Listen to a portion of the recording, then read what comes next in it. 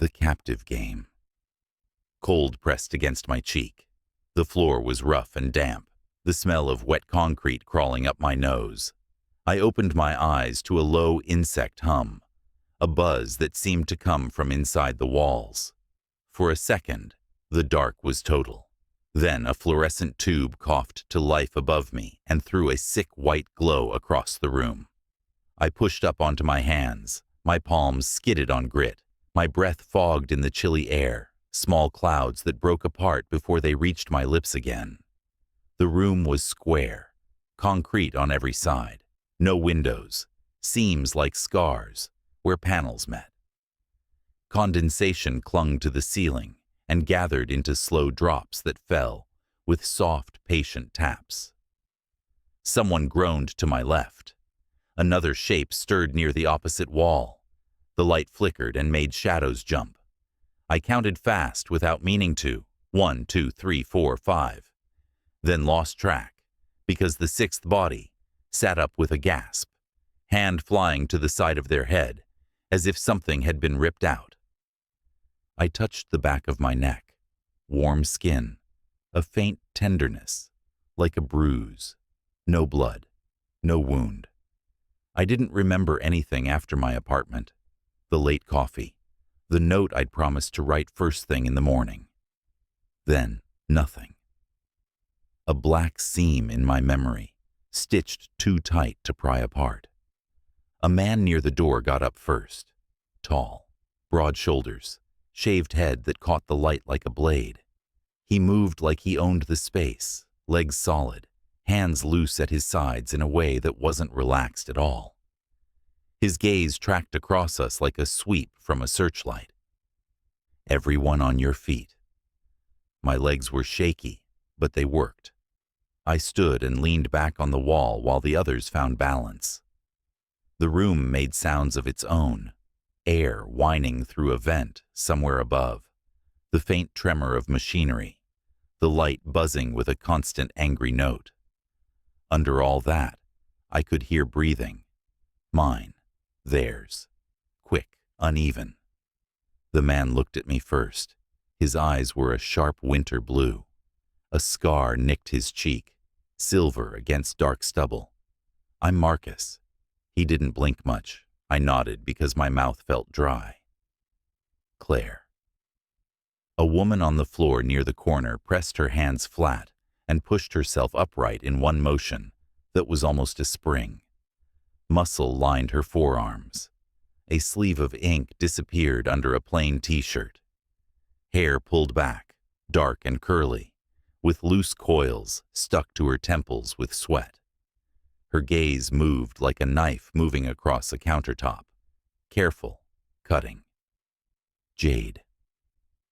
By the opposite wall, a man in a suit jacket sat up, adjusted his glasses with fingers that had a lawyer's grace, and took his time standing. His clothes were too clean for this place.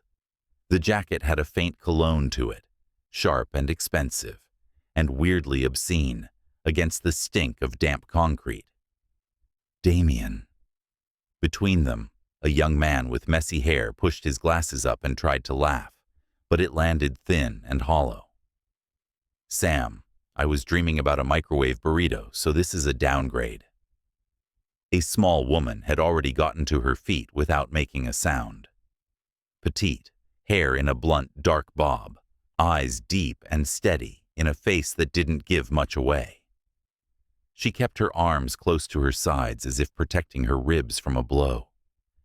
Elena. Names floated in the cold air, thin bubbles that burst as soon as they formed.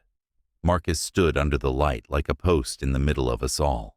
He lifted his chin at the door, a slab of steel with a square panel beside it, dead dark. No handle on our side, only a seam. Anyone remember how we got here? Silence stretched. The light flickered. I shook my head. Jade didn't answer, but her jaw worked once, tight. Elena watched the panel by the door. Sam tried again to laugh, but his eyes were already glassing with fear. Damien smoothed his jacket with a palm and looked up at the ceiling, scanning corners, the same way I had. I saw the camera then.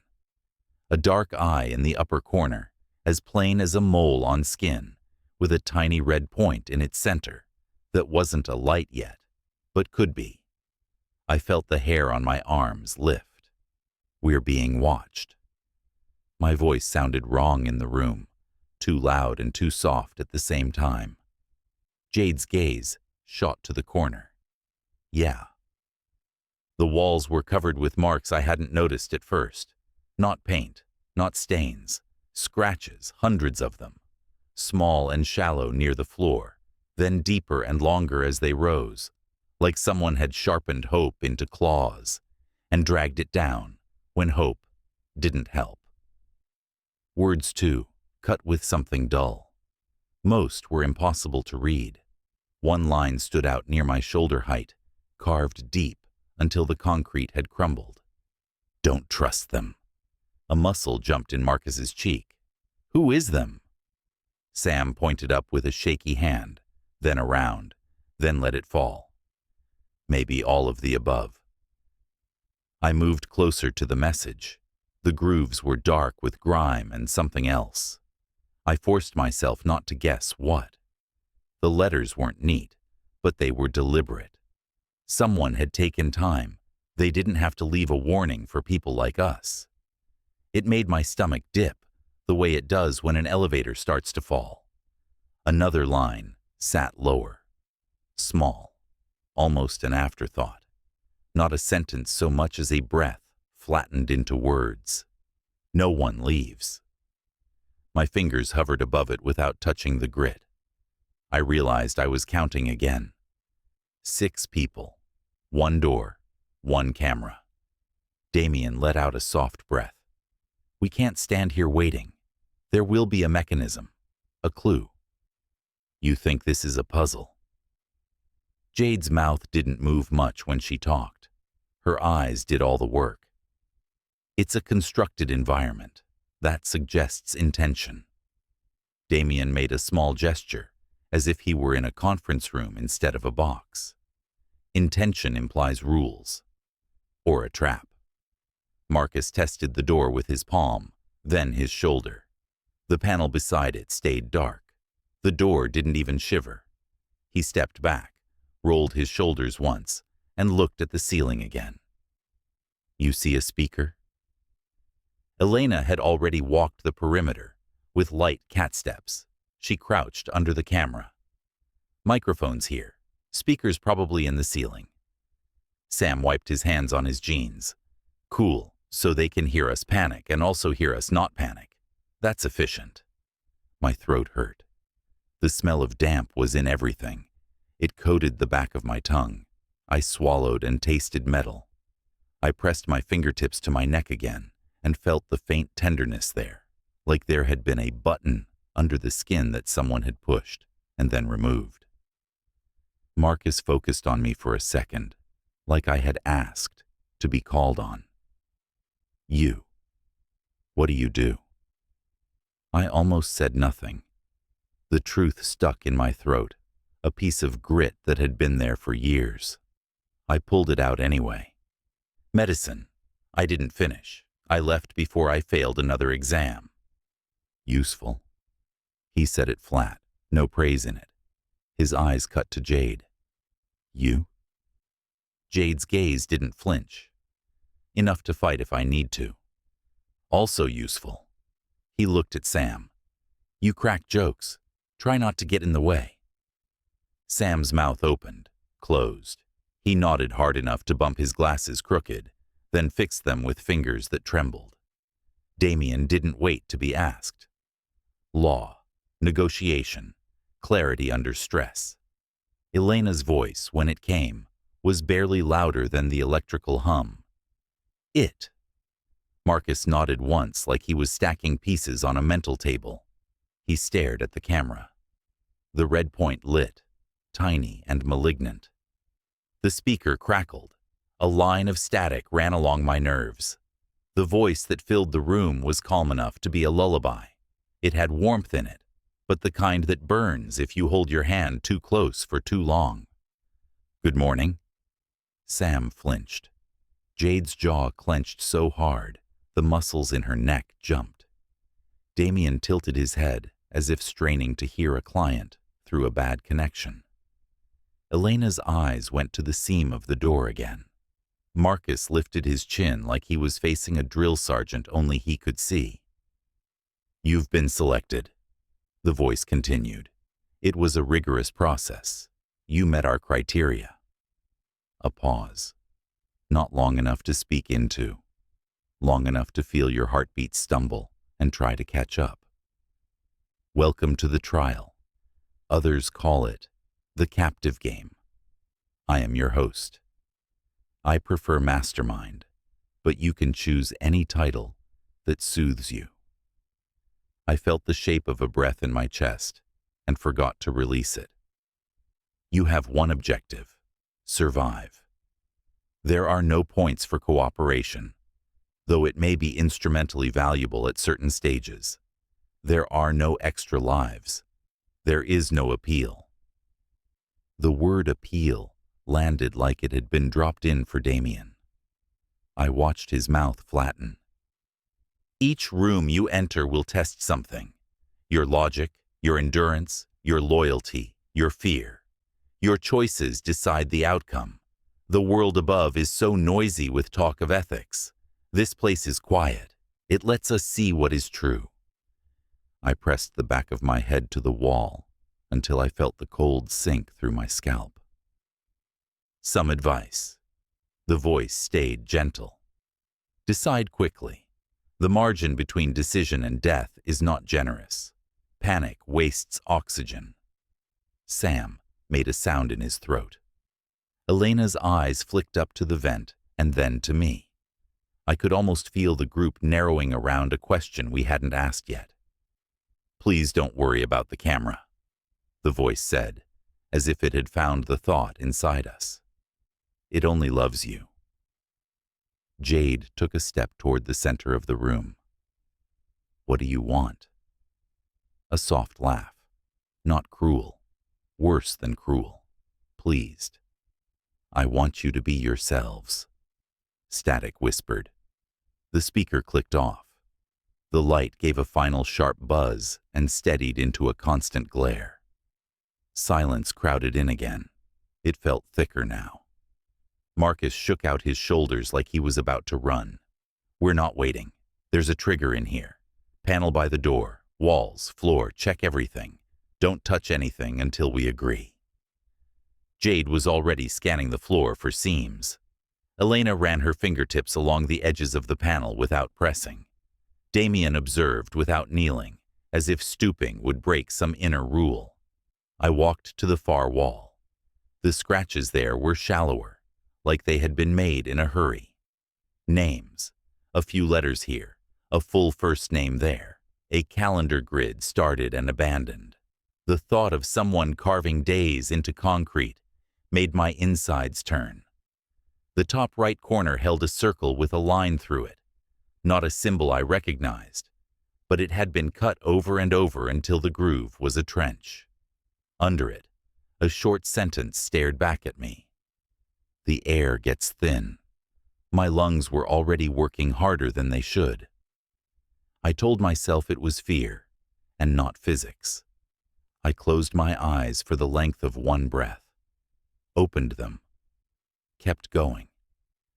The floor had hairline cracks that looked like dried mud, but were too regular. A metal panel near the door sat flush at first glance, but its corners were slightly rounded, as if a door had been cut there and then sealed from the other side. The ceiling vent hummed with a steady sigh. Someone had swept the room once, and then stopped caring. Dust collected in skids under the wall edges. Elena crouched by the main panel and leaned close enough that her breath fogged the dark screen. Capacitive touch, no visible power. Damien stood a few feet away, hands in his pockets. It will wake when it wants us to see it. Sam hovered near the center, arms wrapped around himself, looking not at the door but at the camera, like it was a snake. Does anyone else feel like this is a really small room suddenly? It's the air. I kept my voice even. And the light. It plays tricks. Marcus swept the room with one more hard look, then rapped his knuckles twice on the door and spoke up toward the ceiling. We're ready. I wanted to tell him not to invite anything, but the speaker had already seized the room again. No static this time. The voice was brighter, like a host coming back from commercials. Excellent. You have oriented. That puts you ahead of some. Let's begin. The panel beside the door woke with a sound like a breath, caught and released. A line of pale light slid across it. Then a cold blue rectangle bloomed to life. Symbols flickered in tiny rows. Half math, half code, none of it familiar enough to grab. Elena leaned closer. I felt relief spike so fast it almost hurt. If there were rules, there was a way through. The voice continued, polite, patient. First trial. The door will open when you complete a simple task. Solve the prompt on the panel. You have 5 minutes. Sam put a hand to his chest. Simple. Sure. Failure, the voice said, as if Sam had asked, will result in a non-lethal gas release designed to encourage urgency. With extended exposure, of course, the term becomes approximate. The screen flashed. I found myself holding my breath again. Begin, the voice said. The panel stayed blue, waiting. The room held its breath with me, and for a second, I thought nothing would happen at all. Then a sound cracked the air open, sharp and electric, and a display above the door burst on with an angry red glare. Numbers slammed into existence, big and merciless. 5 o'clock. The clock clicked once and started to fall. The numbers dropped like teeth clicking shut. 4:59, 4:58. The sound is inside the metal, a hard little click that gets under the skin. The panel by the door wakes fully. A blue grid blooms, 9 pale squares in 3 rows. Icons in each square, a circle, a triangle, a square, a droplet, a fan, a flame, a leaf, a keyhole, a 4-point star. Thin white light runs along the bottom like a restless pulse. Text ghosts in at the top, crisp and cold. Begin where corners end. Move only by shared edges. Do not cross your path. End where breath begins. Corners ending is a circle. Comes from somewhere in the room. No corners. Shared edges means adjacent. Another voice answers. Not diagonal. I pull my shirt over my nose. It won't help much, but the small act quiets something twitching in my chest. The room hums. The light sizzles. We are 6 hearts trying not to sprint. Elena steps to the panel and leans in close enough to fog the glass. She lifts a finger and hovers over the circle. She waits. The timer swallows seconds. 4:37. Don't touch anything until we agree. Marcus plants himself by the door, body squared at the metal like he can intimidate it open. His shoulder flexes. He wants to use force the way lungs want air. It's a path, Damien says, calm and clean, hands in his pockets. We start at circle, move by shared edges, no crossing back over. End where breath begins, Sam mutters behind me. Breath begins with the fan, right? Or the leaf. Science teachers are laughing somewhere. Jade stands between Marcus and the panel like a guard dog who hasn't decided who deserves protection. Her gaze keeps tagging Marcus, then the camera eye in the corner, then back to Elena's hand. Let her think. Elena touches the circle. A thin silver line blooms there. The icon pulses white and dims. Her finger moves to the square on its right. A soft chime, almost polite. The line stretches obediently. She studies the grid without blinking. Up to leaf or down to droplet, I say, keeping my voice steady, making each word a step that will not slip. Both share edges. Marcus drags his palm down the door seam as if testing its temperature. The panel stays lit. The clock drops to 4:05. That tight click in the metal feels closer to the bones in my ears. Elena chooses up. Leaf. The glow lingers a beat longer. Reward or bait. My stomach doesn't care which. It tightens anyway. Leaf to fan. Sam whispers. Air. Breathing. Done. Do not cross your path, Damien says. Consider future moves. Do not trap yourself. Jade tilts her head toward the vent. The vent answers with a steady sigh. Another sound walks under it. A faint, dry hiss, far away at first, and then not as far. The smell arrives a breath later. Sweet, chemical, like burned sugar under pennies. Gas, I say. Short exposure might be non-lethal. Breathe low. If you feel dizzy, sit. Already ahead of you.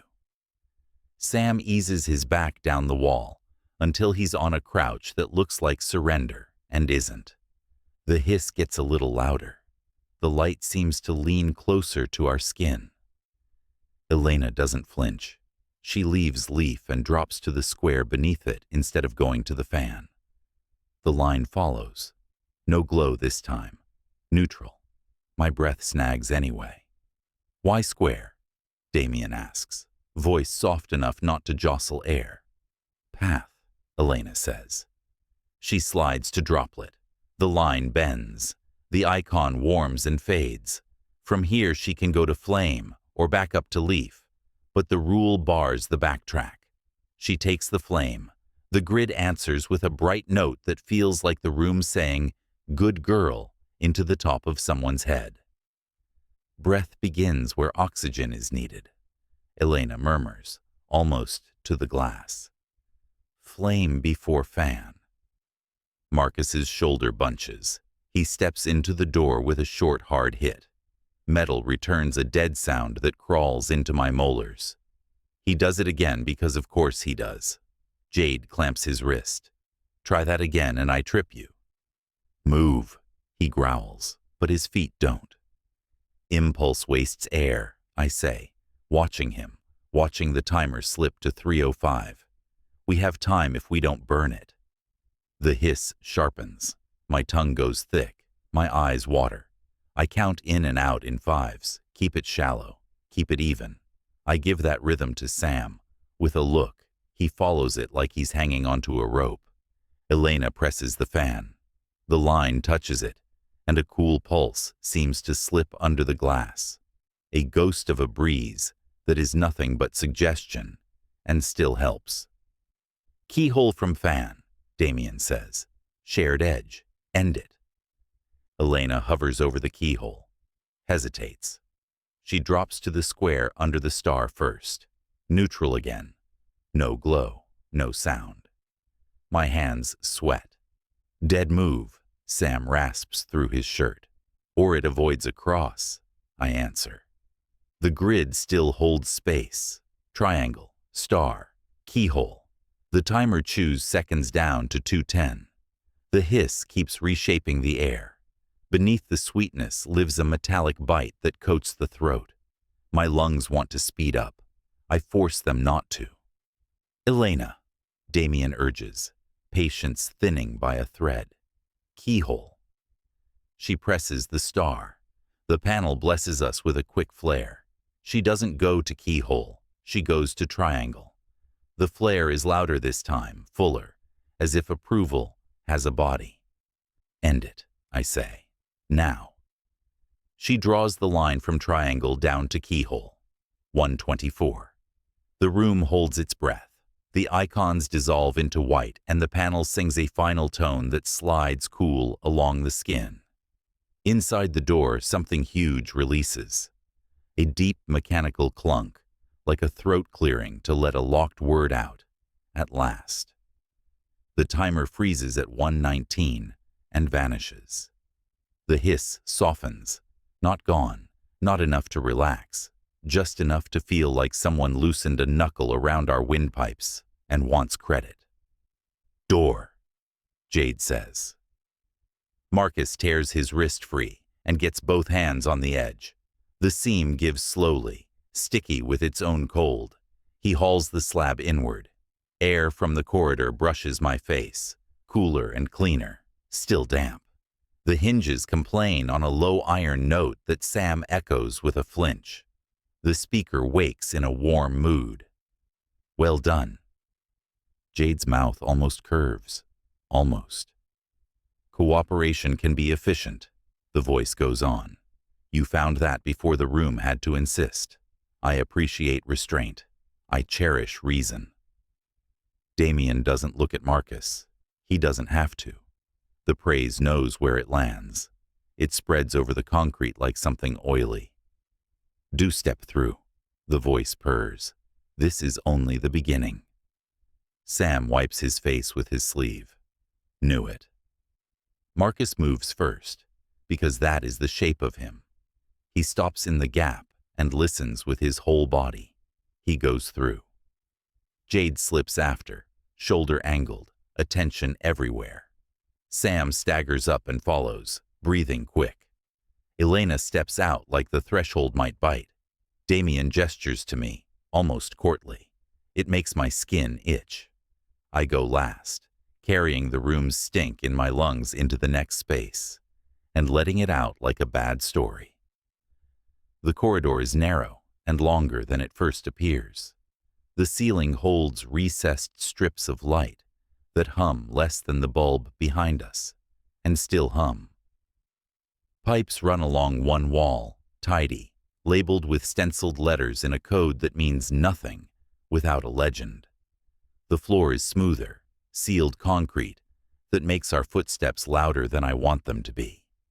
A camera nests in the upper corner opposite our door. It's larger than the one in the cell. The red point in its center is awake. It tracks as Marcus moves, a tiny bead sweeping and fixing on his head with quiet motor whine. When Jade shifts, it pivots to hold both of them inside its gaze, greedy. When Sam leans a shoulder into the wall, it follows, patient and hungry. Farther down, another camera waits. Its red point glows like a small animal's eye in a burrow, alert, ready to turn. The door behind us swings shut on its own. It closes slow and proud, and latches like a verdict. The click is neat, final. I resist the urge to turn and check that it's real. I already know it is. The corridor tastes of dust and cold metal. The air moves, faint but real, brushing the sweat on my neck and turning it to ice. The speaker returns with a smile you can hear. Good. Better than most. No one answers. Even Sam saves breath. Observe the lesson, the voice continues, soft as a hand across hair. Impulses make good television for a very short time. Then they make a mess. Reason endures. I am fond of endurance. Jade looks straight up at the nearest lens, and for a second I feel the look go through the glass and into the eye behind it. If there is one, if it isn't just a machine loving us with its red dot. Marcus ignores the voice and keeps moving, slow now, hands loose, spine tight. The first camera whines, tracking. The second stirs awake farther down. Their attention is a net we carry with us. Elena pauses at a wall panel the size of a dinner plate. It sits flush, dark for now, but it has the same faint seam as the panel in the room. She doesn't touch it. She catalogs it. I do the same with the pipes and their codes.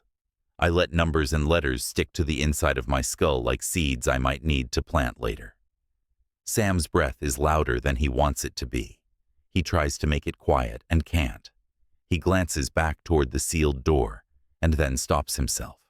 He doesn't want to give the camera that look. Eyes forward, Jade says, low. Working on it. Keep the breathing shallow for a bit, I tell him. The gas can linger in your head. Give it time.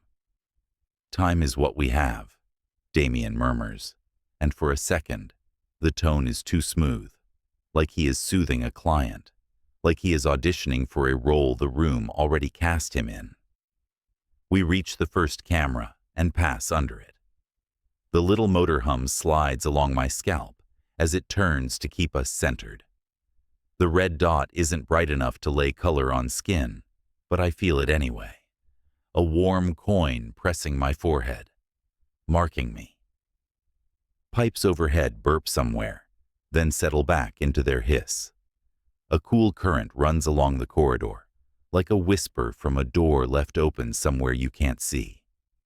The concrete walls wear a skin of damp that shines in the light and makes everything look newly built and already rotting. The corridor bends. It doesn't open yet. It just promises more. It presses in like a throat, and we are the thing swallowed. The speaker hums in contentment. You're adapting. A soft chuckle follows, not cruel, which is worse.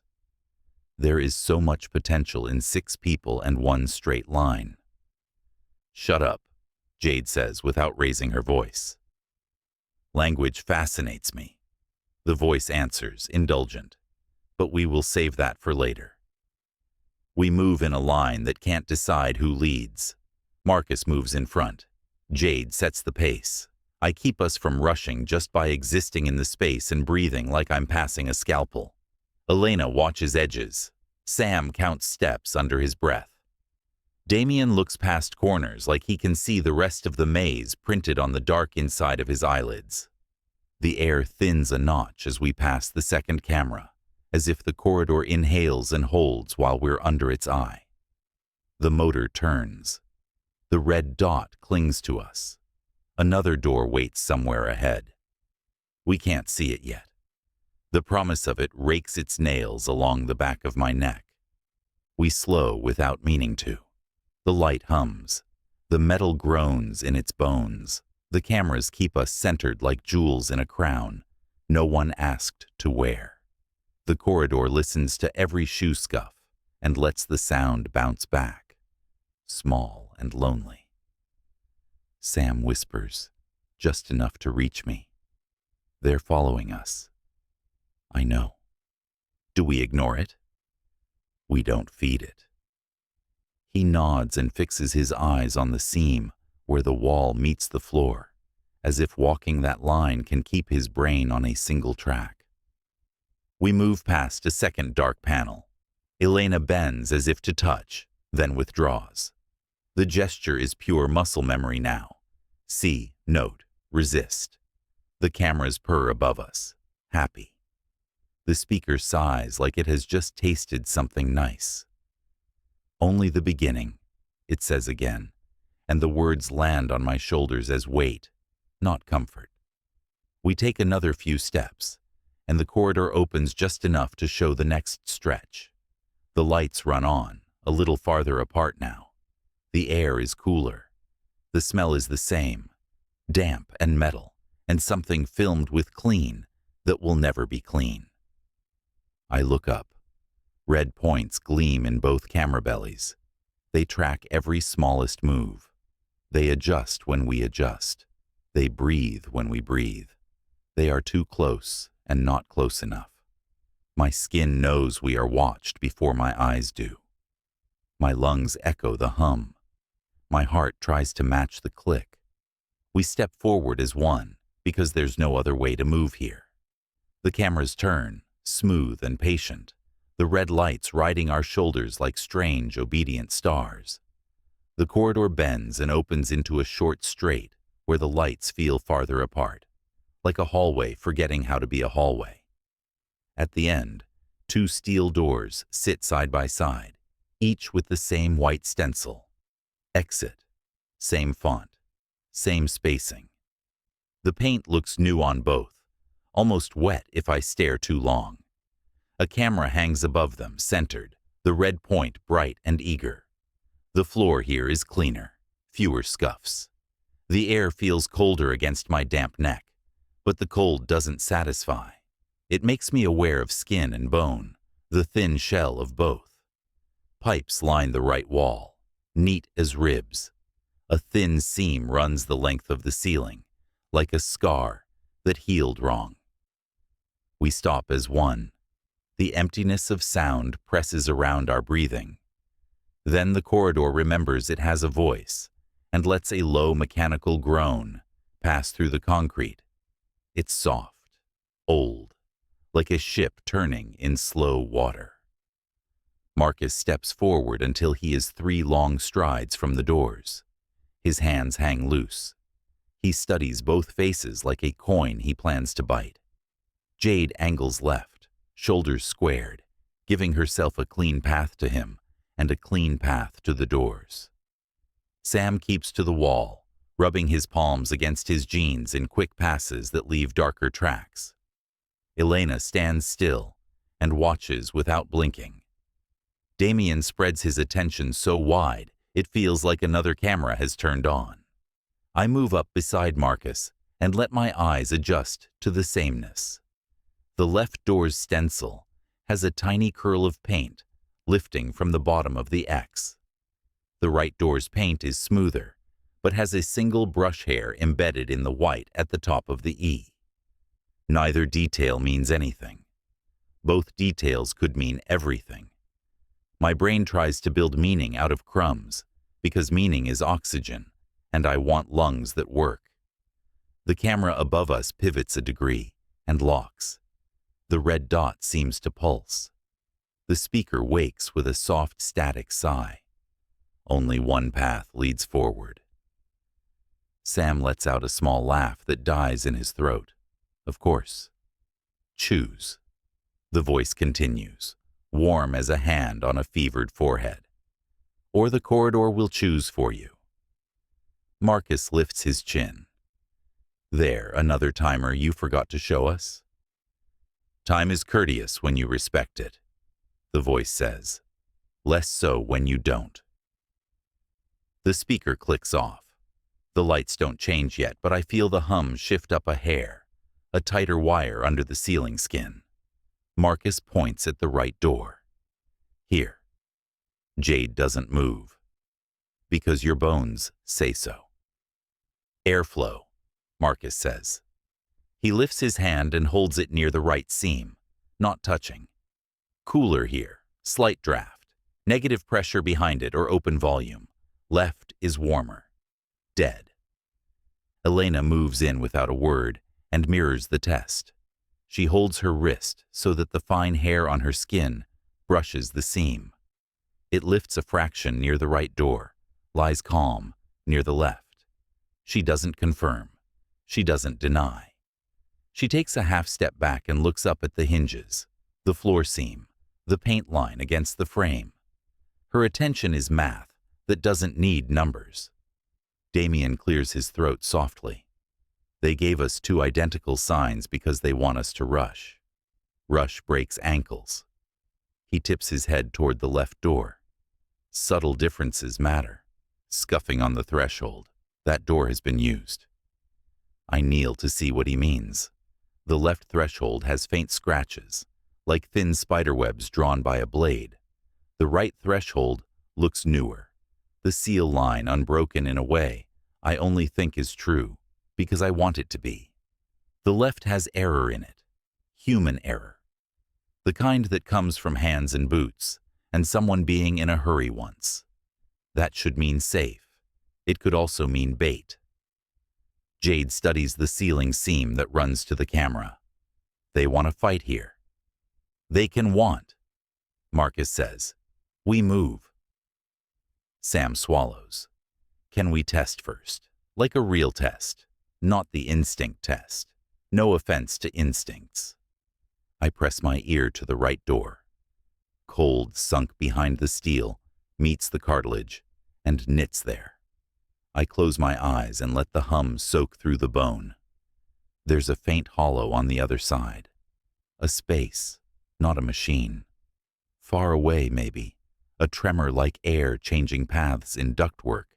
I switch and press my ear to the left. It's warmer, closer. There's a soft, continuous noise behind it. Too even for water. Too alive for static. A fan at low speed.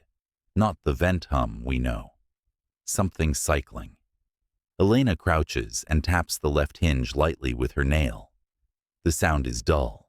She taps the right. The sound is sharper. She draws her finger along the floor seam under each door. The right has a shallow gap at the center. The left is sealed tighter. Damien watches me watch her. His face stays bland. His eyes do not. Big choices are made out of crumbs. Jade looks past the doors to the rest of the corridor, as if it can teach her what the doors refuse. The pipe labels here are different. A run of numbers repeats in pairs, where farther back they were unique. She traces one set in the air, without touching. She isn't reading code. She's reading the mind behind the code. Does a person who repeats a label do it because they're lazy, or because they want us to think someone was lazy? Right, Marcus says again, deeper now. That voice people use when they've been told they're wrong before and learned to be louder than doubt. Your airflow could be staged, I say. Negative pressure can be faked with a fan in a dead room. Then we're stuck, Sam says, because both doors are lying. Perfect. Elena's voice is thin as thread. Look. She points not at the doors, not at the hinges, but at the wall to the left of the left frame, down low near the floor. The paint there has a faint crescent mark that looks like someone's shoe brushed it hard. Same height as a toe hike, to push a door open without hands. The metal is warped a millimeter at the exact spot a sole would land if this were a door you can open with your foot while carrying something. Left is used, Damien says, pleased. Or staged to look used, Jade answers. We've seen one kind of lie. Expect more.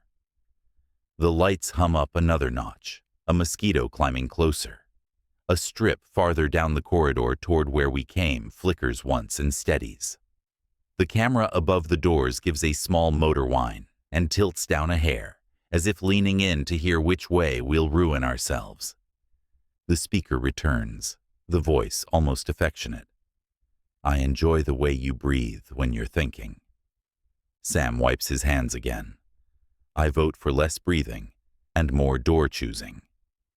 Left, Damien says smoothly. He gestures with 2 fingers, casual, as if he's bored of waiting. Right, Marcus says. He's not bored. He's a stretched wire. Jade doesn't offer a direction. She offers a warning. Whichever we pick, no one runs. We move exactly how the room expects us not to. Slow and low. Watch the edges. If anything swings or drops, you don't try to be a hero. Sam nods too fast. Copy. Elena walks to the space between the doors and stares up at the camera until the lens seems to twitch. She shifts her gaze down along the frame of the right door, then the left, then the space where the 2 frames meet. It's not a shared frame. It's 2 independent ones, but the gap between them is slightly wider at the top than at the bottom. In building, gaps speak. Here, gaps lie. She listens anyway. Another test, I say. I pull the hem of my shirt and hold it near the right seam. The fabric flutters inward, just a breath. I hold it near the left. It doesn't move. That should settle it. It doesn't. The room knows we know the shirt test. The room plans for knowing. Vent lines, Elena whispers. She points at the ceiling seam. It branches subtly above the doors, hair-thin lines turning into faint rectangles in the plaster. The right side has 2 small cuts that could be supply. The left has 1 that could be return. If the whole corridor is a lung, it is about to inhale. The lights flicker, once, twice. The hum strips down to a thinner wire. A dull thunk echoes through the floor under our shoes, like a valve closing somewhere you can't see. Choose, the voice says, still kind, or the corridor will reset your oxygen to encourage clarity. Sam's eyes widen. Reset means less. Reset means prove you want it, Jade says. Marcus sets his palm on the right handle. It's a slender metal bar recessed into the skin of the door. He tests with weight rather than force, a soldier's hand learning a trigger. It doesn't move. It's not meant to until something else is done. Damien stays near the left, almost casual, shoulders relaxed, jacket neat, fingers loose. He reaches out and barely touches the paint, at the bottom of the T in exit, right where a flake might lift. He doesn't pick at it. He's not nervous. He's making a mark on the air that says, "I was right when this is over." Elena kneels and pulls a loose thread from the cuff of her sleeve. She holds one end and slips the other into the barely there gap at the bottom of the right door. The thread disappears a centimeter and stops. She tries the left. The thread slides half its length before catching. Not proof. Evidence. Everything is evidence until it isn't. The hum thins further. The air turns from cold to indifferent. I taste dry metal under my tongue. My lungs try to hurry, and I pinch them back. I imagine the cameras counting each inhale and exhale like coins, and deciding how rich we are allowed to be. "Right," Marcus says, voice a steady stone. "Left," Damien says, voice a steady surface of water. Sam points between them, helpless. I pick whatever doesn't kill us. Jade tilts her head at me. Not a vote, a measure. She wants me to anchor the pivot or to refuse to be the hinge. "Think about the game," I say, and my voice stays level because I force it to. The first room wanted us to rush and rewarded not rushing. Here, they want us to second guess. They want us to doubt each other until we spend the air on arguing. "So we flip a coin that doesn't exist," Sam says. "Good plan." "We justify," Damien says. "We pick the door that shows human use, not stagecraft. Left." "Airflow and supply say right," Marcus says. "Open space behind it. Room to move." Elena's eyes are on the camera again. "They turned up the lights when we argued." "They always will," Jade says. "Noise is food." The speaker's laugh rolls along the ceiling, soft and pleased. It is. I press my ear to the doors one more time, not because I think they'll change, but because listening gives me a second to make peace with whatever I'm about to own. Right is hollow still. Left carries that low, even fan note. The fan could be drawing air away. It could also be pumping something in. "Marcus," I say, "if it's right and we move too slow, can you get it open without setting off whatever they've tied to speed?" He doesn't answer with words. He moves his weight and wrists a fraction and shows me the way the handle wants to be handled. He can. If the door is honest, he can. "Damien," I say, "if it's left and it's a service corridor with a return line, we'll be in a choke with no volume. You understand that?" "I hear your caution," Damien says, and smiles the way people smile when they don't think they've been heard. The lights stutter. Once, twice. The hum draws up and tightens like a belt around the corridor's stomach. The air cools another notch, which would be good if breathing it didn't feel like drinking from a dry glass. "Choose," the voice says again, all warmth gone. "Or I choose you." Sam's hands flutter and then clamp against his thighs. Can we not be chosen? Jade steps between Marcus and Damien and plants herself squarely in the middle. We commit. Everyone moves together. No breakaways.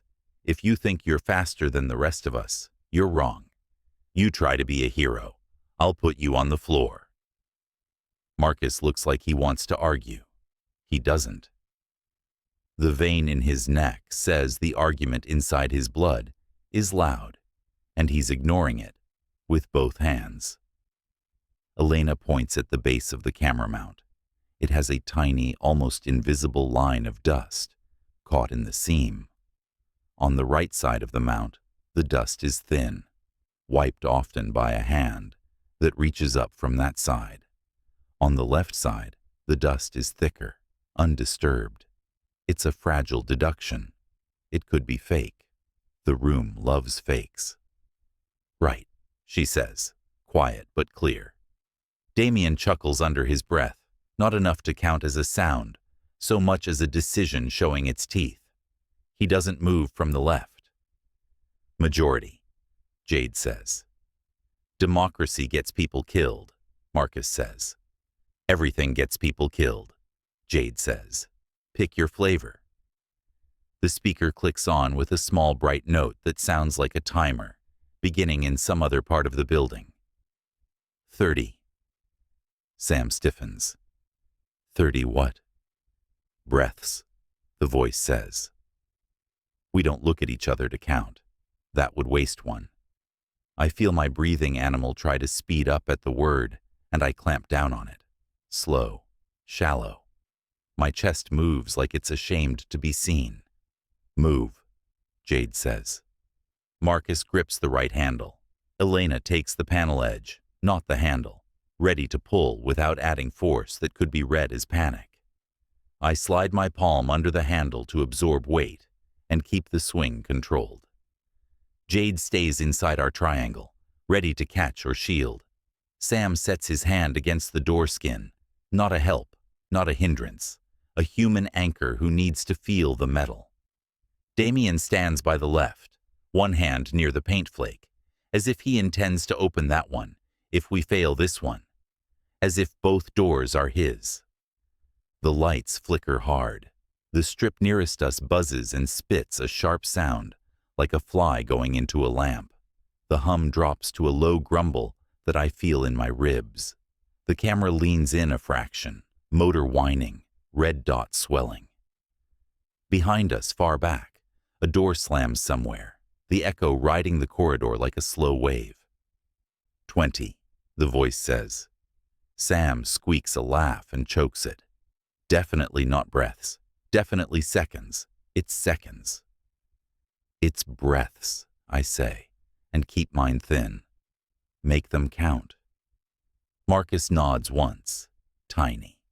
We pull. The handle resists for a long, elastic moment that stretches and threatens to snap. It wants something from us besides force. It wants unity or patience or a trick we haven't learned yet. The metal is cold under my palm. The seam is colder. The air around my face is still. The room holds itself as if trying not to laugh. 15. Jade sets her shoulder against the door without pushing, just a pressure that tells the hinge which way to think. Elena angles her wrist to change the lever's feel. I shift my weight from heels to forefoot, a careful, quiet roll. The handle gives a fraction, then another. The lights flicker again. The corridor dims to a washed gray where shadows get long and edges lose their confidence.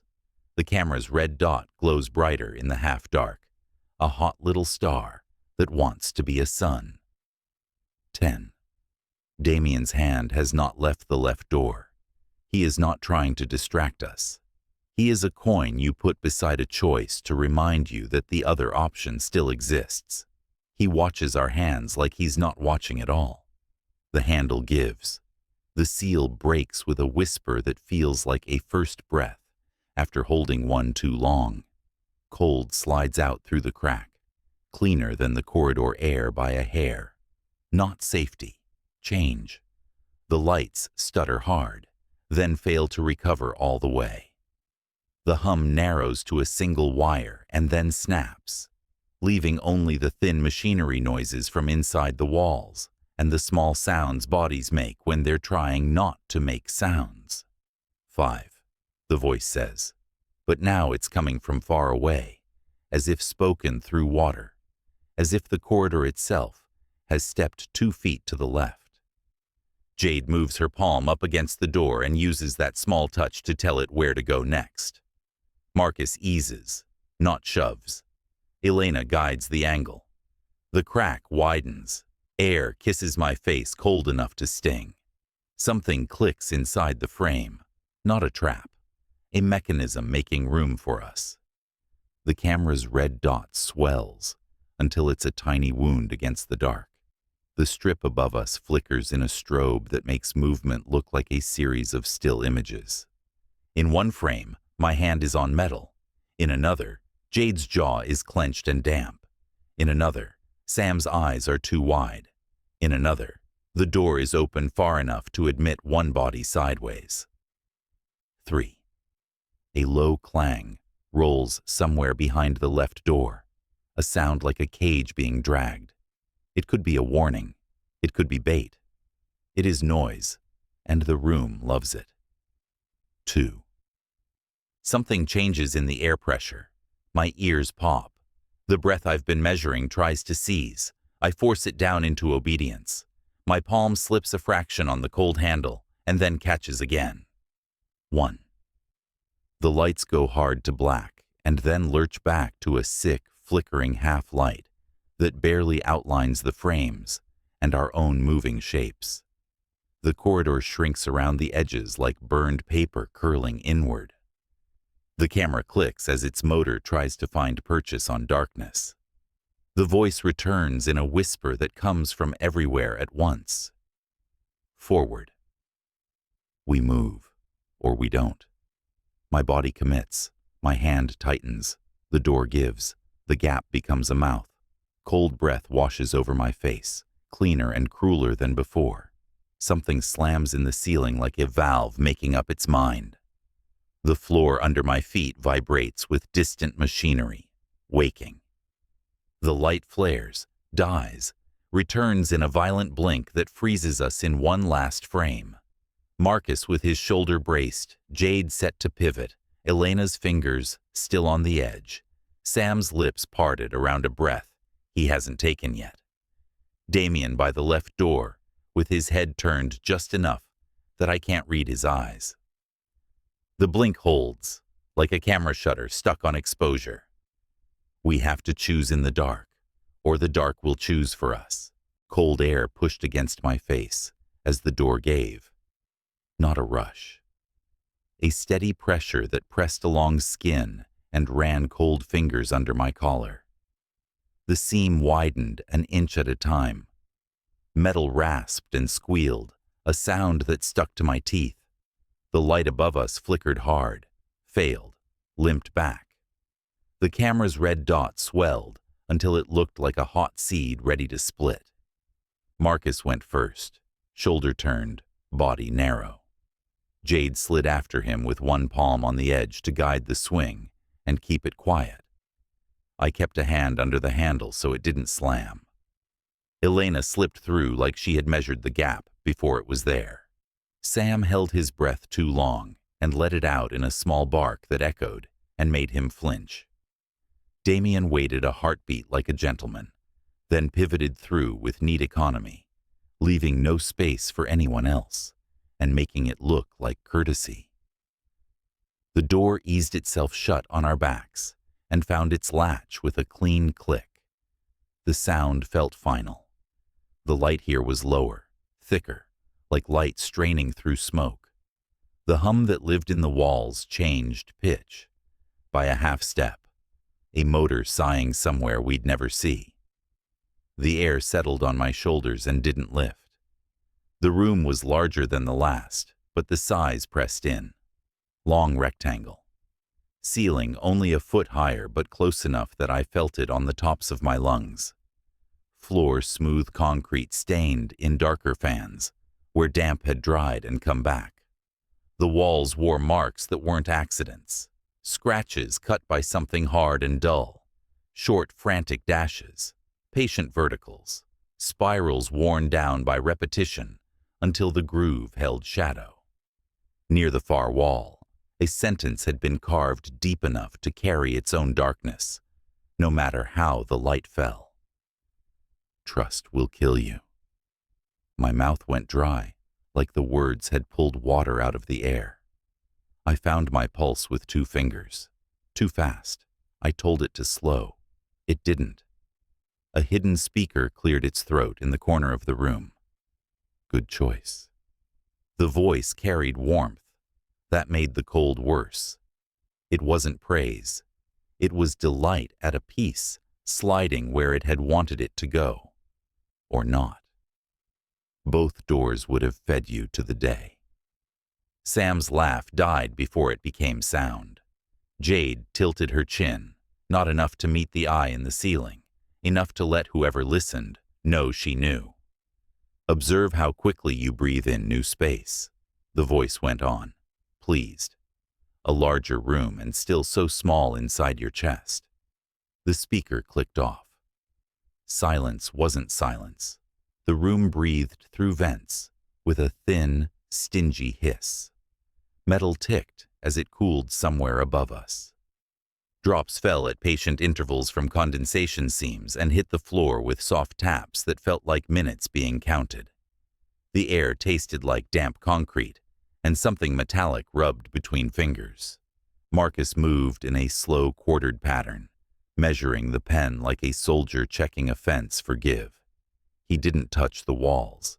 His steps put weight down, without noise. The cut along his cheek pulled pale under the low light. He stopped beneath the carved sentence and read it without moving his mouth.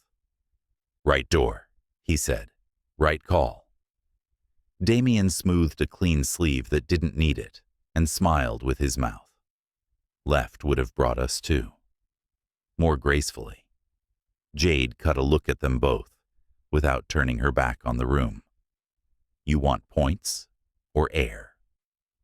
Air, Marcus answered, then save the victory lap. Elena had drifted to a high square panel on the far wall. Flush, a seam like a healed scar. She studied it without touching, tracing edges in the air. A camera above that corner turned toward her with a small motor purr, and fixed on the line of her jaw, like a cat settling its gaze on a moving thing. Sam hovered near me, not behind me, his eyes unable to settle. If the room is bigger, why does it feel smaller? Because it lets you see what you can't reach, I said. That's how space can shrink. It makes you want. He nodded too fast and then too slow, trying to find the rhythm of the room. His glasses fogged at the edges. He didn't fix them. I walked to the sentence. Each letter trench was deep enough to take a fingertip, irregular enough to have been cut by a hand that shook and refused to stop. Grooves ended in rough ridges where the concrete had crumbled. Dust had turned to paste in those ridges where damp had been, a film that stuck to the eye before it would stick to skin. Someone had carved this slowly and hard, long before a door like ours opened. They had aimed it at anyone, which meant us. The idea pressed into my sternum like a thumb. A new red glint winked near the ceiling in a corner I hadn't catalogued. I felt it first as a shift on skin, the hair on my arms lifting like grass under a small wind. Another eye had woken to watch us read. Marcus finished his circuit and turned back toward Damien. He let the air carry meanings between them. The scar on his cheek looked white now. Left was a choke, he said. Left was used, Damien answered. Easy. Patterns rarely lie. Unless someone made them, Jade said. The light flickered once and held. The hum picked up a shimmer like a hand shaking, then steadied. Elena left the high panel and ran her fingertips under the seam where wall met ceiling. The cut was tighter than in the corridor, hand-finished rather than poured. She wasn't pleased. She wasn't surprised. She pointed with her chin at a section of wall that looked like any other. She stared until I stared. After a slow minute, a rectangle resolved, lighter by a shade. The ghost of something moved and coaxed to blend, and never quite matching. Hidden door, Sam whispered. Or bait, Damien said. He is fond of both. Endgame talk is cheap, Jade said. Find the next knife. The air sat heavier by degrees, not thinner, just weighted. Breathing didn't take effort yet, but each inhale had to be chosen. The taste of metal grew a layer of something sweet beneath it, a sugar burn that belonged nowhere in concrete. I kept my breath on a count, 5 in, 5 out, because numbers could keep a lung from sprinting. The speaker came back like a refrigerator coil turning on. The voice settled into the room like it had chosen a new chair. Trust is a luxury product, it said. Conversational. Beautiful packaging. Terrible shelf life. Sam coughed a laugh that wasn't a laugh. The voice went on, amused at itself. Humans open it because they've paid so much already. They lean in to smell it. They bathe in it. It rots. They blame the air. I closed my eyes for one breath. Behind the lids, the sentence glowed, as if carved there too. Consider a different economic model, the voice offered. Minimize exposure, maximize outcomes. The speaker clicked off. The hum stayed. We stood inside advertising and breathed like customers. Marcus set his palm against the wall near the sentence and leaned until his breath fogged a small patch. He didn't touch the grooves. He looked like he was speaking to someone behind the concrete. We go forward, he said. We don't camp. Damien moved to center to listen to the ceiling. We will go forward, he said. At the room's pace. No, Jade said. Consider the data. Consider your tone. He lifted both hands a fraction. Tones are colors on a wall. Choose the one you can live with. Elena crouched by the base of the far wall. A cluster of small scratches there looked different. Short, shallow, grouped in 3s and 4s, like a counted thing. She brushed dust from one with a sleeve edge. The dust came away sticky. 2 sets had been finished. One stopped mid-tally. Someone seated. Someone keeping score until scorekeeping failed. Sam's hand hovered by his glasses and trembled. He caught his own fingers with the other hand and pressed them together. What are we doing, big picture? Surviving in units, Jade said. Minutes as inventory. The room turns breath into math, I said. I'm bad at math. You're not. I got a C in algebra. This isn't algebra. It feels like it. It's breath. Marcus stepped into the far corner where the light failed. The strip above us buzzed with a fever and threw a cone that ended 2 feet shy of the wall. He went for the angle the cone couldn't reach and stood still until the edges swallowed his shape. Blind to the cameras, he said from the dim. Blind corners blind both ways, Damien answered. Jade joined the threshold, body where the red dot could still eat it, attention past it. The floor felt tacky under my shoe when I tested that patch, not wet. A drag like residue meant to hold something long enough to notice it. Elena pointed up. A hairline crack forked off the seam above the dark zone like a thin lightning. Not structural, intent. Something above had been moved more often than the rest. She drew a breath and set it down again carefully, like she didn't trust the air to catch it. Sam had drifted near the carved sentence. He stood too close. His heel brushed the ridge of dust built up at the base. His chest rose faster. Panic adjacent. Do we whisper? He asked. Is whispering a trigger? Is volume part of his thing? Everything is his thing, Damien said lightly. Stop making him someone you know, Jade said. I know people like him. We all do. The speaker purred, pleased to be invoked. Some of you have already decided that silence is loyalty and noise is betrayal, it said, fond. Others think the inverse. You're both right. You're both wrong. That's the game. The lights blinked twice in a deliberate way. Our bodies jumped in a strobe that made us look like 6 different groups for a breath, then set us back where we'd been, with a tiny jolt, like a bad cut in a film. I placed my hand on the cool floor. The concrete hummed faint with the building's pulse. A low vibration traveled up my forearm, slow and steady. The ghost of machinery, or something deeper, laid under the slab, like a secret heartbeat. "Forward," Marcus said from the dark, quieter. It wasn't for the room. It was for us. A camera pivoted in a slow arc and stopped on me. A soft click pinned its attention. The red dot steadied. I looked back because not looking felt like ceding ground. "We can't stay here," Sam whispered. He was right.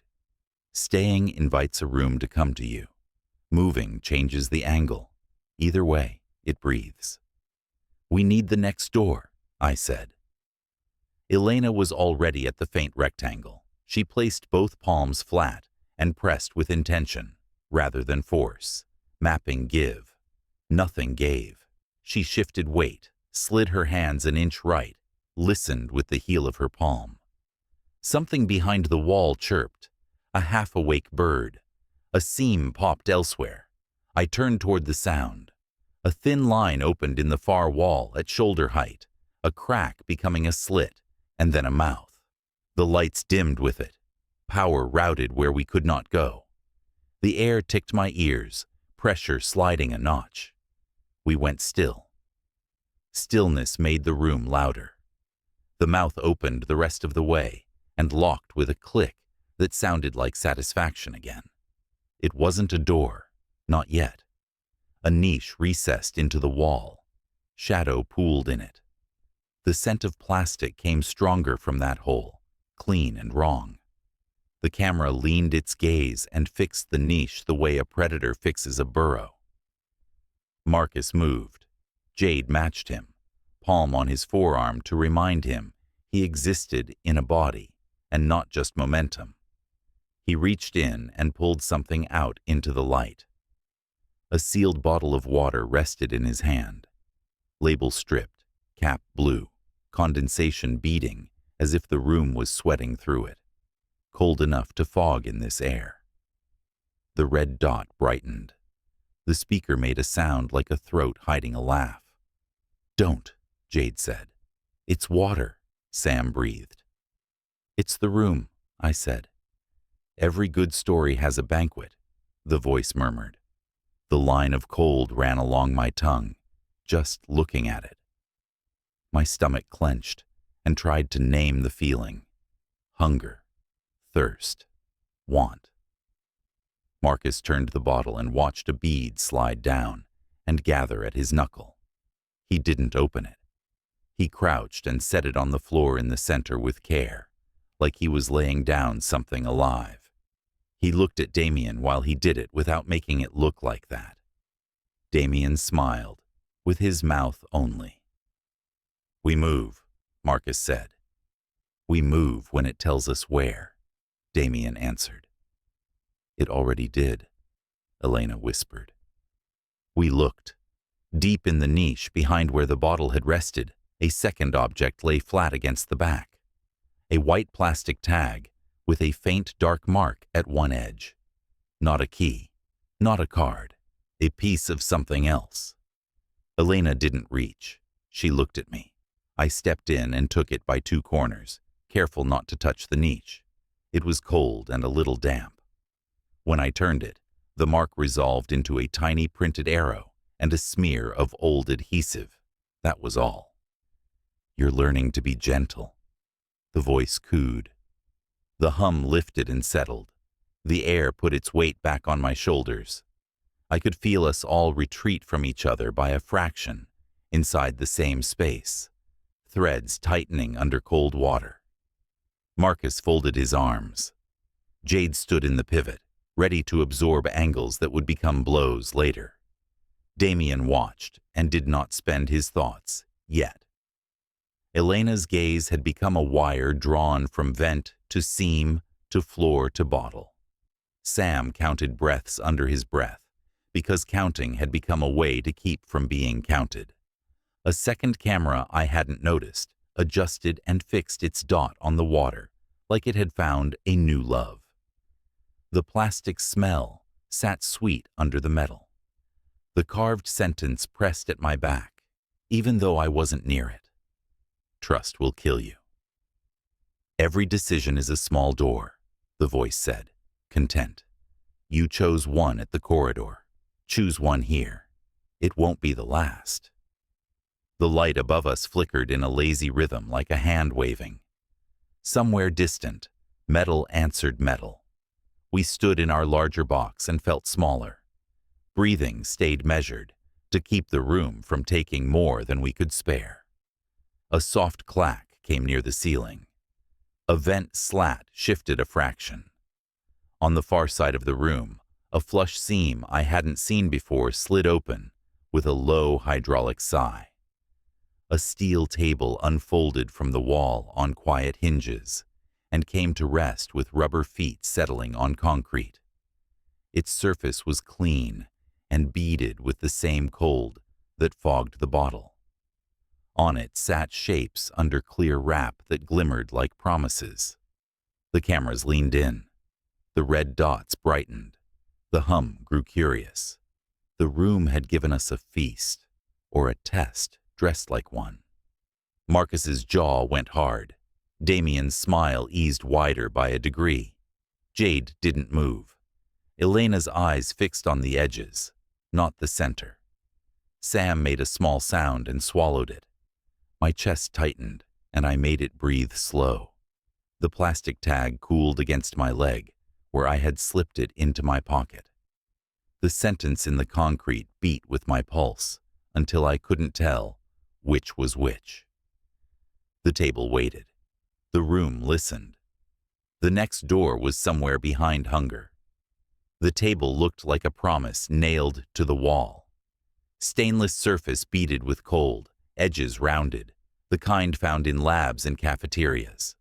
Clear wrapped packets were stacked in tidy rows. 2 sealed water bottles sweated as if the room had hands. A squat metal bowl with a snap lid sat off to one side like a secret. The smell reached us before touch did. Plastic, faint lemon, a whisper of salt that stirred saliva on its own.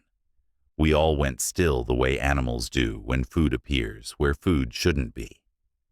The cameras leaned in, motors purring, red dots swelling like pupils.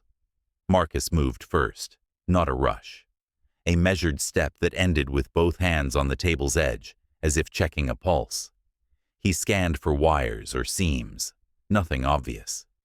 He slid a finger under the corner of a wrapped bar. The film lifted with a small dry pop. Jade stood a pace off his right shoulder. Her attention didn't stick to the bar. It spread wide and caught edges, corners, vents. She waited for the hit no one saw coming. Sam hovered near my left elbow. His breath fluttered like it needed a form signed. He peered for labels that weren't there, only tiny embossed codes on the plastic. Letters and numbers that meant nothing unless the room wanted them to. Damien held back 2 steps, hands tucked, posture clean. A small neutral smile, like a host waiting to see what his guests would learn about themselves. Elena traced the underside of the table with her eyes, where steel met wall, hunting magnets, or latch lines. Air moved different here, like the vents loved this corner more than the rest. I leaned in just enough to smell the plastic burn on the wrap. Hunger walked up my spine and tried to speak. I made it sit. The speaker woke like a throat clearing inside the metal. Refreshments. Jade didn't look up. Cute word. Earned. Marcus tore the packet's corner slow. A clean strip peeled free. A beige bar slid into his palm. Harmless to look at. Dry. Dense. Flecks like oats if this had been any other place. He held it under his nose and lifted his chin at me. I shook my head. Not because I knew. Because I didn't. Sam swallowed with a small sound. Test it on the floor first. Marcus snapped off a crumb with his nail and dropped it. He ground it under his heel. It smeared. Didn't bubble. Didn't smoke. He didn't look convinced. He lifted the rest toward his mouth. Jade's hand landed on his forearm. Firm. We don't know what it is. It's energy. It's the room. He looked at her once, then at the camera, then at the bar, like his lines had already been written. He took the smallest bite a man like him could take and set the rest down with care. The change was fast. His mouth tightened. His tongue jerked like a wire pulled. Skin around his lips flushed raw. He didn't spit. He forced the bite down and pulled air through his nose, with a sound like a blade sliding home. His eyes watered.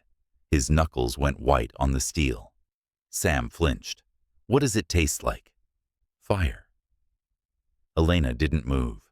She watched the bar like she could glare it back into the wrapper. A sharp chemical thread tunneled through the sweet lemon and stung the back of my throat. Saliva surged and vanished. The speaker purred, pleased now that the knife could be seen. Not everything feeds you. Jade pushed the bar off the table. It smacked the floor and slid, leaving a faint smear. Marcus rolled his tongue against his teeth like a coin left in acid. He still didn't touch his burned mouth. Damien's smile lifted a corner. Valuable lesson. Low cost. Jade's eyes cut to him, flat. Your tone keeps trying to die. The other packets stared up at us, glossy and quiet. The bottles sweated into clear halos. Hunger stayed where it was and waited to learn patience or break it. I stepped back until cold wall found my shoulders. The carved warning across the room felt closer than the room allowed. Trust will kill you. The words sat in my chest like a second heart. The vents sighed longer. The lights flickered. A clean click walked the ceiling. Then the hiss came, friendly at first, a hush pour. Airflow changed shape. It didn't stop. It folded. Elena turned to the nearest grate. Her eyes sharpened. The hiss deepened, like a snake pulling in air, to look bigger. The speaker brightened with a child's glee. Scarcity is honest. A ceiling panel slid aside. A glass case dropped on a slim post that hadn't existed until now. 4 masks hung inside, pale silicone cups with clear hoses coiled like sleeping intestines. A small blue display in the corner woke and counted itself into being. 12 o'clock. Sam's breath went thin and fast. Oh no. The hiss didn't get louder. It got closer. The air grew heavy the way wet clothes do when lifted. Each breath came if I asked for it, but it made me work. My chest felt like a room with a lock. Marcus stepped toward the case. Jade matched him, palm lifted to keep him inside the rest of us. Damien watched like a man on a balcony. Elena drifted until the case, timer, and vent lined up in one gaze. I walked to the blue numbers and timed how long it took to fill my lungs and empty them. Too long. Not long enough. The case's latch blinked red. The masks each had a small wrist-sized canister at the hose ends, filters or lungs. The silicone cups looked soft. They looked like answers. The speaker hummed. 4 of you may enjoy a reprieve. Sam stared at the timer. Why only 4? Because this is a test, Damien replied easily. Jade didn't look away from the latch. Of what? Values, the voice said. Marcus set his palm to the glass. It fogged and cleared. He pressed the catch with his thumb. Red stayed red. It opens, the voice crooned, when you agree. The numbers fell to 1137. The hiss worked small hands down my throat. I could hear my own pulse drumming in my ears. I kept breaths shallow to keep thought clear. Longer out than in. Make the body walk. Marcus turned and faced us and the cameras both. His mouth looked burned, but he didn't grimace. Strength first. Jade made a sound like a scrape. Air doesn't care about biceps. I'm the one who opens what's next. You're also the one who eats bait. Elena stepped closer to the display, her voice barely above the hum. The canisters are coded. 8 minutes, 4 units. Sam tried to add, lost his place. 32 minutes. If used alone, Elena said. Damien spread his fingers. Then we rotate, 2 at a time. Regulate, optimize. They're bait, Elena answered. The case makes us fight. The math won't save 6. It picks the order we fail. Jade tipped her chin at the vent. That hiss stops, and those masks turn into tiny rooms you die in later. The speaker purred. Beautiful. Sam's hands shook. He pressed them to his thighs. He didn't look at me because he knew my face would try to help. 10:40. The lights dimmed a shade and held. Our shadows grew longer without moving. Marcus went at the latch again. The magnet buzzed. He leaned his shoulder into the glass. The pane flexed with a note like a scream, swallowed. Jade wedged her palm against the edge and shaped force into leverage. The latch blinked green. The door sighed open. Sweet, clean air drifted from the case. Wrong sweetness.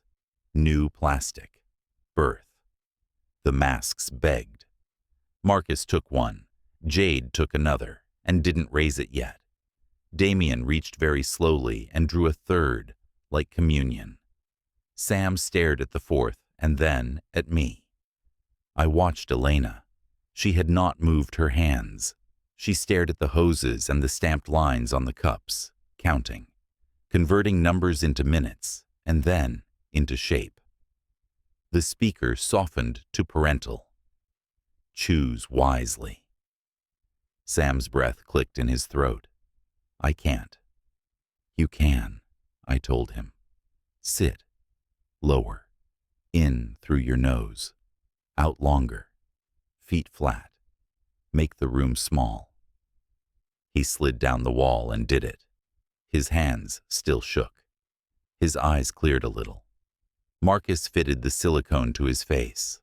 The valve opened with a faint whisper inside the bigger whisper. His shoulders loosened. Relief looked like life, but it was only alone. Damien watched and tuned his own flow with a tiny movement, like lowering a conference call. Calm returned to his face as if he'd reordered his own thoughts. Jade held hers, scanning timer, vents, us. She met Sam's eyes, then mine. She already knew. Take it, I told Sam. He didn't move until she placed it in his hands. He fumbled the strap, found it, pulled air through. It was nothing. It was everything. His chest eased. Elena didn't take the last mask. She watched the case. Your countdown is to 0 oxygen. The speaker laughed, low and pleased. The mask's only delay. Yes. The blue digits hit 9:20. Sweat found my hairline and ran cold. I wanted a mask like prayer. I also wanted to smash them all under my heel. Both urges held the same shape. Marcus gestured for me to take the last. His eyes were hot above the cup. I shook my head and kept breath small and counted. My fingers tingled. The room had become a lung that wasn't mine. Damien glanced between Elena and me. Rotate in 2 minutes. Efficiency. Good word, Jade murmured. Empty, but shiny. Accurate. Still a lie. Sam's breath ran too fast through the cup. He tugged the strap as if loosening it would loosen the room. Jade knelt in front of him and matched his breathing with a hand poised above his chest. He followed her count. He closed his eyes. Elena went to the vent. She stared into the slats. The hiss had texture now, sand pushed through cloth. She ran her knuckles along the frame and found a burr. She didn't tug. She kept her hands low. She kept her eyes open so she could hear. The speaker smiled in the wires. I love the way you help each other. So tender, so temporary. 7:41. Light wandered at the edges of my vision like fish under dirty water.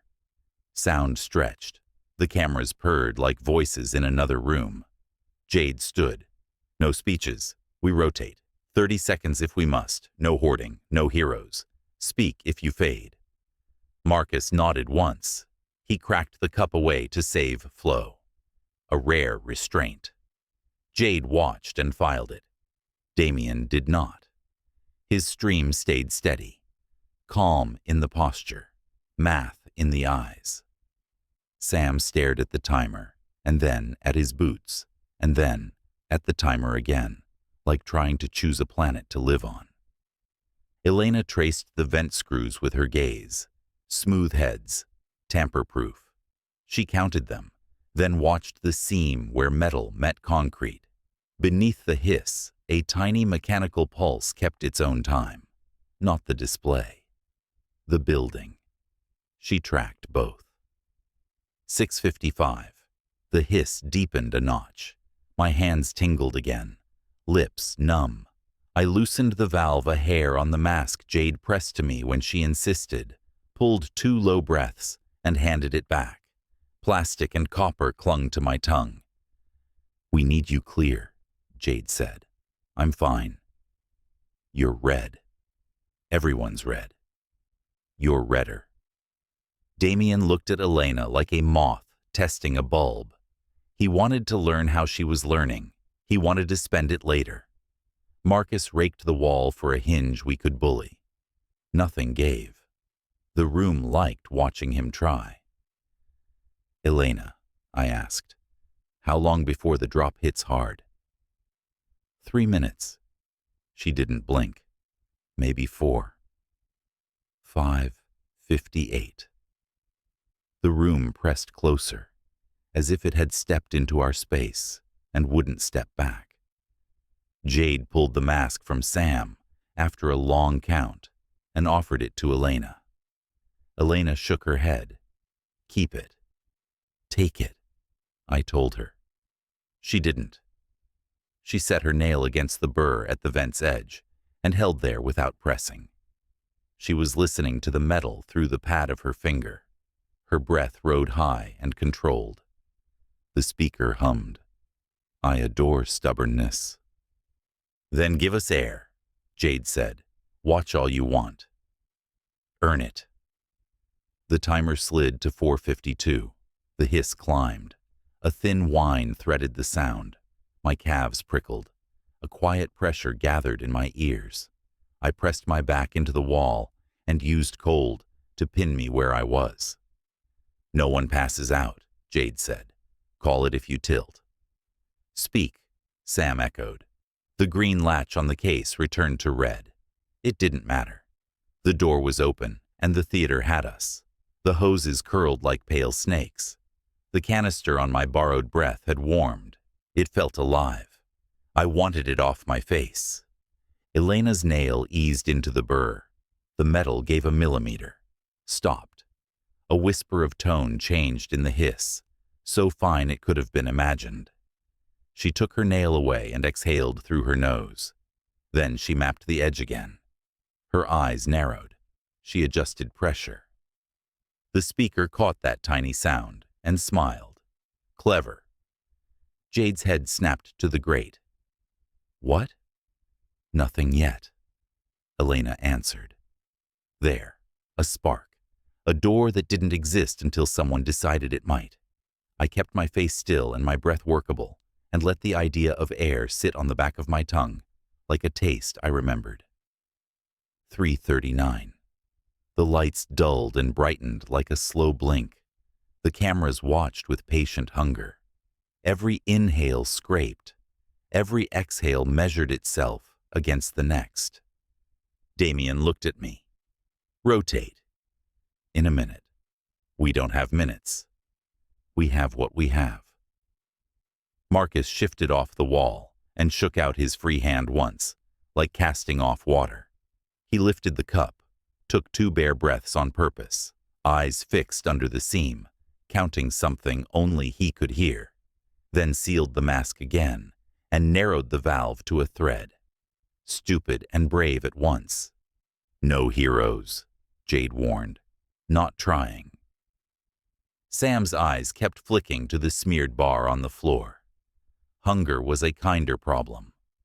He dragged his gaze back to the timer, like fighting a magnet. Elena hovered on the burr and didn't press. She angled her head as if listening to the throat of the room. Her lips moved around a number I couldn't hear. She held still long enough to make the metal forget her. The speaker breathed into the room. Almost time to learn something true. 2:51. The hiss thickened. The light trembled. The walls leaned in without moving. The building felt like it had decided to keep us and wanted us to feel it. Jade's eyes met mine. Steady, furious, alive. We weren't at 0 yet, but I could hear it coming. The timer bled down. 2:50, 2:49. The hiss thickened until it felt like a glove over the room's mouth. Pins woke under my skin. Elena's nail hovered at the vent's small burr. She was listening with her finger, not pressing yet. I pushed off the wall. The room swayed left, then right, then steadied because I ordered it to. The plastic tag in my pocket knocked my thigh like a tooth. I took it out. The tiny printed arrow caught the light. Old adhesive roughened one edge. It was nothing. It might be everything. Jade glanced over. No time. I crouched beside Elena. I set my palm under the grate's lip. Cold metal hummed. I eased the tag's edge into the narrow cut until it found the burr and sang a softer note up through my bones. I turned the arrow toward the dark and gave pressure like I was opening a stuck jar in a sleeping house. The plastic bowed and wanted to spring free. The burr bit back. I didn't hurry. I let my wrist lock, hand steady, breaths small. The room tried to push panic behind my eyes. I made it sit down. Jade slid her fingertips to the lower edge and didn't pull. She changed the angle so the vibration shifted. Marcus moved close with his mask hissing at a thin thread. Burned skin around his mouth looked raw and wet. He kept his free hand near my shoulder in case the floor tilted. Sam blinked fast behind his mask. Chest up, chest down, too quick. Jade hovered a hand above his sternum and gave him a rhythm. He caught it and held on. Damien stayed 2 steps back and adjusted his flow with small turns, like a man tuning volume. His gaze triangulated vent, timer, my hands, mapping, always mapping. 2:22. I inched the tag left. The burr clicked. Not a button, a hiding lever. I fed the adhesive edge deeper so it would grip instead of skate. The hiss changed by a hair, a cooler ribbon slipping under the heat. Elena breathed a whisper. There. Marcus took 2 bare breaths on purpose. Stupid and brave together. He resealed the cup and narrowed the valve to a thread. I leaned into the lever until the plastic creaked. A quiet snick answered from inside the duct. Air shifted, not louder, different. The metallic taste thinned. The edges of cold found my tongue. The pressure on my ears eased. The timer kept falling but felt less like a cliff and more like stairs. 1:49. 1:48. It's not open, Elena murmured. It's bleeding. I kept it there. The tag wanted out. The lever wanted back. My hand said no. The plastic bowed further and held because it had to. The speaker warmed into a pleased coo.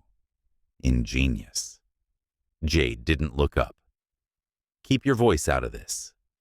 Another vent across the room coughed awake and joined the hiss. Air moved with purpose. I took my first real breath in too long and felt my head walk back from the edge it had been staring over. The timer dropped to 1:17, then 1:16, then wavered. Elena touched my wrist. Now. I eased a hair more. A shutter rolled deeper in the ductwork with the soft whir of a belt. The stream steadied. The blue numbers froze at 112 and stayed there. Not mercy, not murder. The case's light blinked once and went dark. The building exhaled, low and long, as if proud of itself. Sam tore the mask off, gulped, choked on relief, caught himself on Jade's shoulder. Marcus closed his eyes on a long, controlled inhale and slipped the cup to one hand. Damien drew 2 measured pulls and set his mask on the table edge with 2 fingers, as if pinning a document.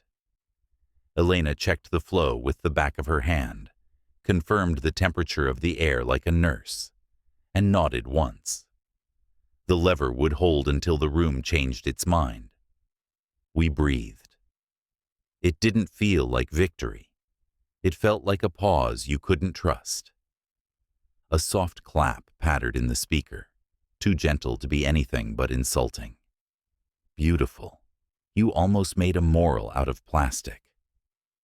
Jade stared into the black eye of the closest camera. Save it. The red dot steadied on her like a close light. Color came back to faces. Stiffness leaked out of joints. The walls found something new to do. Across from the table, the concrete gathered a faint sheen. Not wet. A thin glow like a smear of paint, waking under a frequency of light. Lines lifted from dull gray. A sentence slid out of hiding, one pale letter at a time, as if written by a slow finger on fogged glass. The traitor decides who lives. The glow pulsed once with the vent's rise and held. These letters weren't carved like the other warning. They floated on skin, waiting for whoever had just survived to read them. Sam said it without meaning to. His voice sounded like someone translating a dream. He clamped his mouth after. Marcus turned like a turret, locking to a new threat. His gaze fell on Jade. He didn't raise his voice. You kept your hand on me. You were about to break the case. You wanted control. I wanted air. You chose who got masks. I stopped hoarding. That's choosing. I chose fairness. He took a step. Jade didn't back up. The space between them turned thin and hard. Damien watched with a calm that felt curated. He let the silence hang long enough to put his name on it. Then he split it. Convenient. Jade flicked him a look that could cut a wire. You performed calm while we burned. Optimization. You rationed for you. For the group. You ran the steadiest stream in the room. Measured. You enjoyed it. I enjoy solutions. Elena stood off the vent and watched as if reading diagrams. She was finding junctions in behavior, not metal. My pulse kept time with the numbers that no longer moved. The new message sat on the wall like a teacher's chalk line. Simple, cruel, easy to understand wrong. My skin read it faster than my eyes. Sam looked from Jade to Damien to Marcus, then at me. His mouth made a small shape of helplessness. It could be any of us. Marcus's jaw shifted, or one. Jade lifted her chin. Then say it. You. No. Why not? Because I care if any of us get out, Jade said. You care if you win. Winning is getting out. Not like this. It is here. Then you're already lost. Damien slid his attention to Elena with a gentle edge. Always the quiet ones. Because I'm thinking, Elena said. Because you see first, so do cameras. Marcus's eyes cut to Damien without letting Jade out of his side sight. What's your stake? Survival. After. A story. Jade's mouth hit a shape between laugh and swear. You like being curated. I like an audience that pays attention. The speaker chuckled, pleased to be invited back. He does do very well on camera. Stop, Sam whispered. Please stop. I stepped far enough forward that the glow washed my shirt. It warmed fabric like a light bulb too close. Old copper lined my tongue again. No one decides who lives. The room does, Damien murmured. Not if we don't feed it. How? Marcus asked. By refusing what it wants most. He held my stare for a count that felt like the click between trigger and sound. Then he let his weight shift off the back foot. He didn't stand down.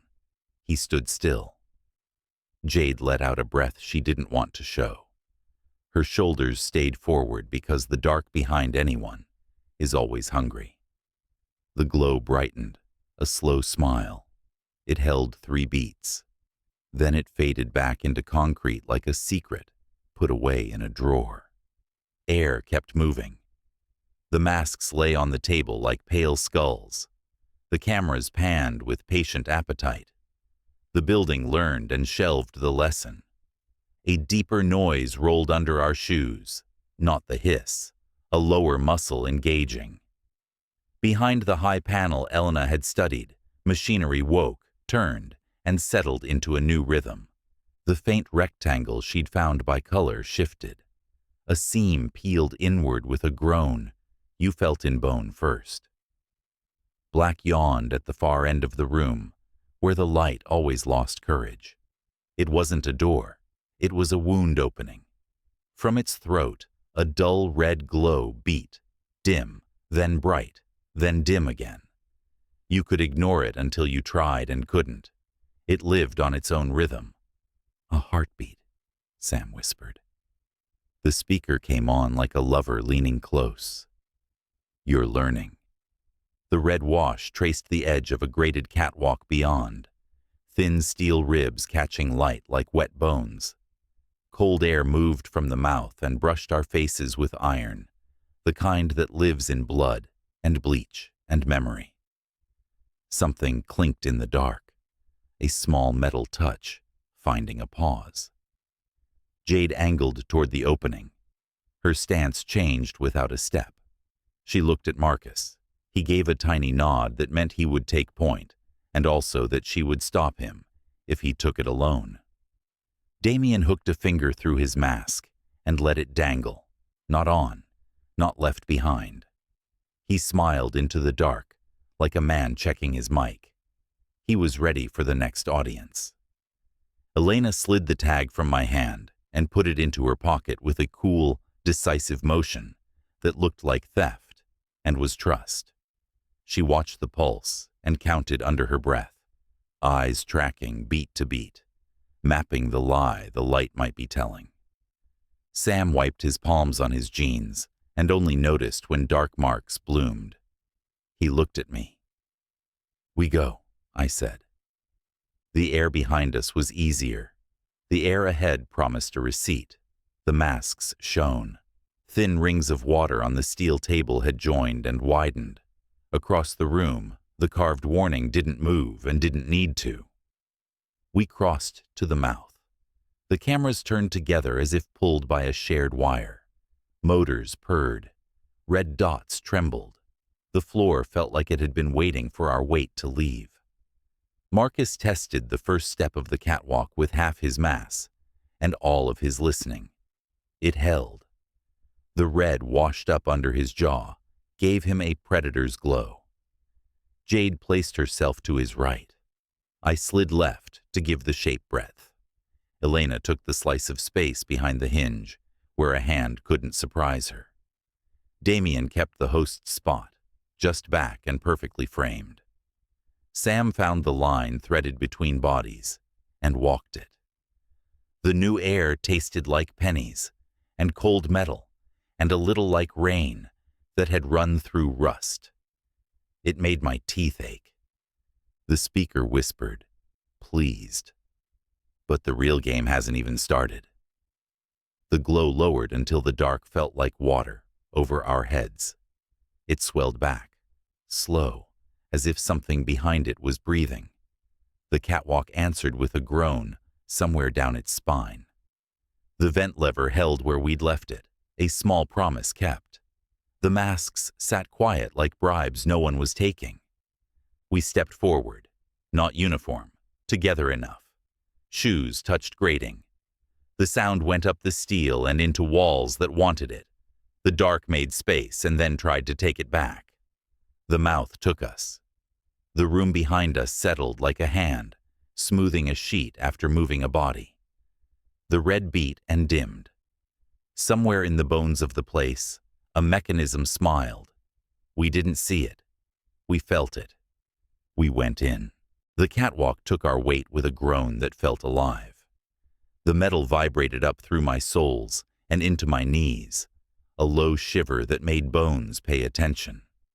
Ahead, the red glow pulsed like a heart under blankets. Rise, hold, fade, washing the rails and the damp pipes before the dark pulled it back. When it returned, beads of water on the pipes flashed like small eyes, opening and closing. The air tasted like iron, left outside in rain. We moved as one, if only because none of us wanted to be the one left alone with the dark behind. Marcus tested each step like he was arguing with the floor.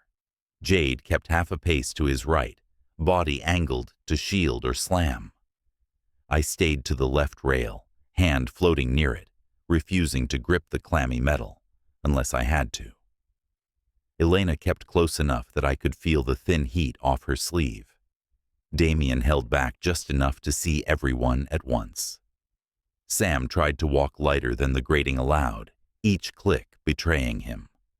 The red breathed again. In the gray pause between pulses, the catwalk felt longer than it could possibly be. I kept my breathing shallow and counted to keep it that way. The voice rode the steel without static, smooth and pleased. Every beat you hear belongs to the game. Will yours keep up? The rail hummed after the words like it had liked them. The sound slid under the grating and lived there. The sentence rested at the base of my skull like a hand that wouldn't move. Sam flinched. It's fine. Keep moving. Jade brushed the rail and pulled her hand back, like she'd touched a living thing. Marcus kept his face blank, eyes working. The red rose and fell again. It wanted to be a heartbeat, but the room couldn't get it right. Light swelled first. The deep thud in the walls followed late, smug and steady. My body tried to sink and failed. The failure made my chest itch. Whispers joined us. Not behind, around. A breath away, like someone had learned how to speak out of condensation. Words drifted and broke before they could mean anything. I caught left, then door, then sorry. The next flash of red turned the rail into a wet spine and left it in shadow. Who said that? No one. What did you hear? Nothing. The next whisper used my name in a voice I might have known from far away. It landed at my ear like a moth. It was gone before the next breath. Sam's head tipped back as if the ceiling would be kinder. It said my name. It's the walls. That sounded like me. Playback, Elena said. They record us and feed it back. We don't talk, Marcus said. We still make noise, Damien answered. Steps, metal, breath. The catwalk answered in its own language. A notch somewhere creaked at the rate of our strides. A damp drop landed on the back of my hand and stayed there like a cold coin. The next red swell showed wet hair on arms, wet rails, wet pipes. The heartbeat thumped late, content with being wrong. Listen to the gap, I said. Light beats first. What does that change? It changes us. We're trying to fix it. Let it try, Jade muttered. The corridor narrowed while the ceiling climbed. The rails drew in until shoulders grazed them if we weren't careful. Above us, the pipes swallowed light and left us the leftovers. Beneath the grating, the dark opened like a throat. I smelled wet metal and the stale cold of deep places. Something far below moved water, the way a sleeping animal moves slow air. A whisper folded over my ear so clean it made my skin jump. Stop. I stopped. Marcus didn't. He took one more step, felt my halt, cut his weight back. Jade's elbow found my arm to keep us both settled. What? It said stop. Who? I don't know. Don't listen. That was my voice, Sam said. Playback, Elena said again. It wants us to speak, so it can use us. A shutter slid somewhere behind us. Not loud, heavy. The kind of sound walls remember. The slam that followed put a period on the corridor we'd left. The red glow trembled without changing its timing. The late thud answered in its own time, pleased. No way back, Damien murmured. We weren't going back. The next breath cut cold. A slip of steam hung under the pipes like a held breath and broke over our faces as we passed. My cheek came away damp and cold, and the smell changed to something cleaner, almost mint. The grating rattled in a way that promised nothing and delivered scrape. Hands close, Jade said. If something grabs, I break fingers. Warm thought. Better than hope. We moved. The corridor moved with us. The whispers grew smarter, or we got tired. They found names and aimed them. Marcus, Jade, Damien, each almost right, like a memory bent by distance. It never used Elena. It didn't touch me again. I didn't know whether to thank it. Sam tried to walk softer. Metal answered with small, precise clicks anyway, and tossed them back at him. He coughed out a breathy laugh. If we rush, this gets worse. Don't rush, I said, working on that. Stay with the rail. Staying. Don't look down. Too late. Red rose and showed a new thing. A seam in the right wall, sheet to sheet, smooth and too clean. It ran for yards, then slid out of sight. Elena's hands stayed disciplined and empty, but her eyes took it apart with quiet hunger. The thud in the walls quickened, lagged, quickened. It wasn't to spook us. It was to make our bodies admit they were trying to follow something that refused to lead. I forced my lungs into the smaller rhythm I owned and let the wrong one run by itself. Is it getting tighter? Feels like it. It is. Because we're scared. And because it is. We kinked right around a blind slice of wall, shoulders brushing steel, then straightened into a little breath of space. For a second, I felt the left-hand void disappear and the rail lean into me. The red lagged the turn and came late, dragging a smear of our faces across metal, pale and strange in that light. The whispers agreed with each other in a soft chorus and fell quiet. Quiet, Marcus said. Silence helped for a beat, then betrayed us.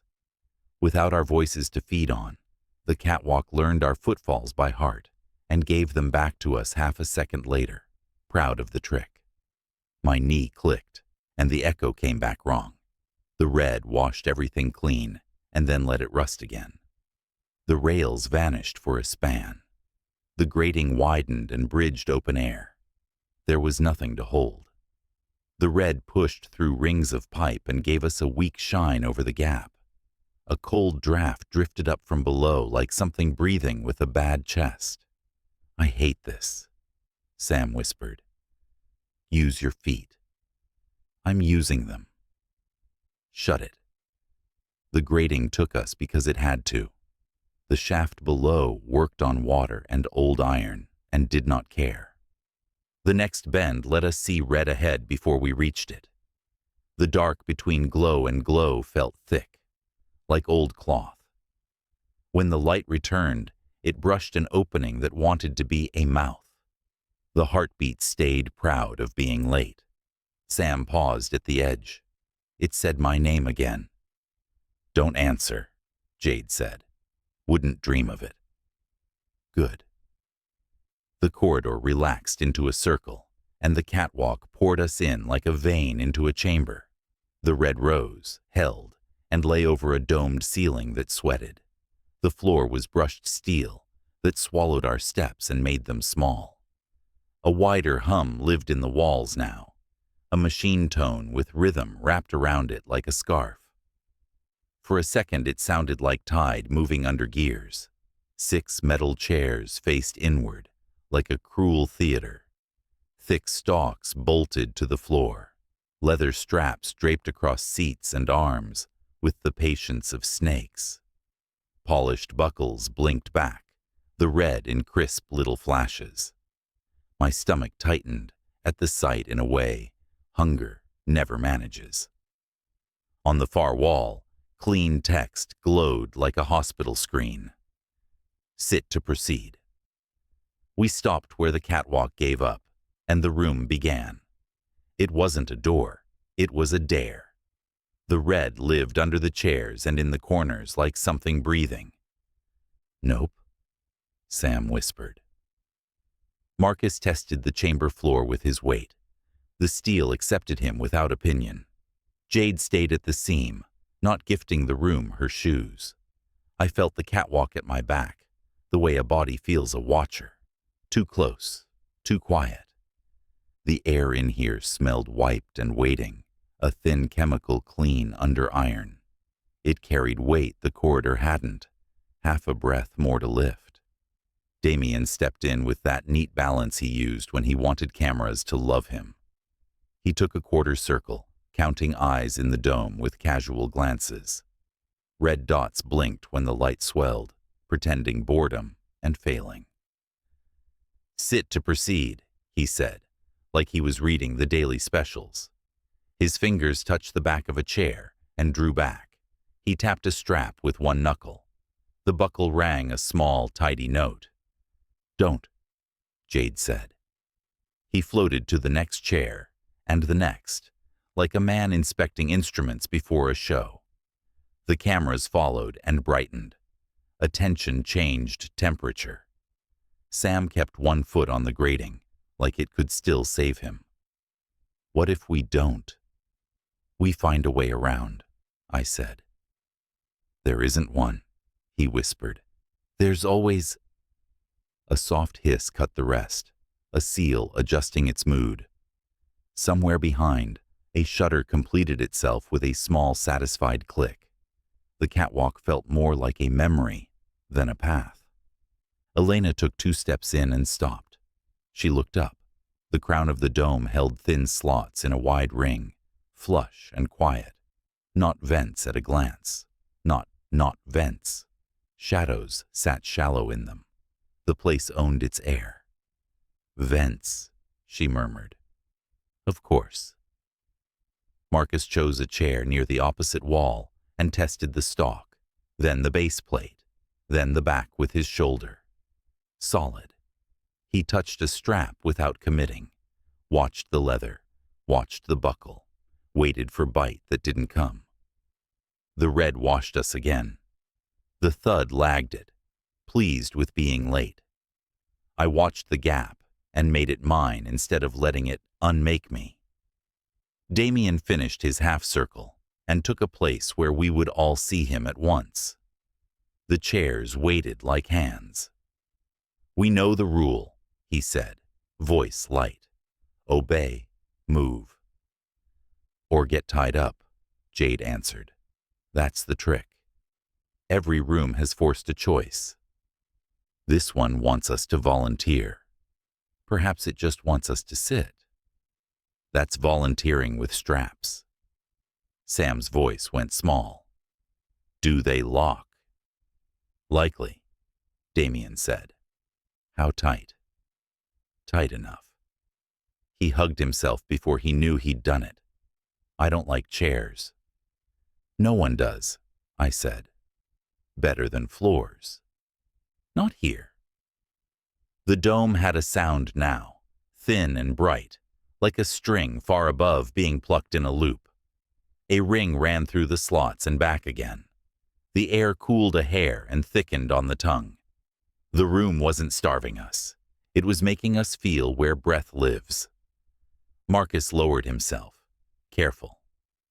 The chair took his weight with a long leather sigh. He held his arms above the rests for a second, then set them down with control. The straps didn't move.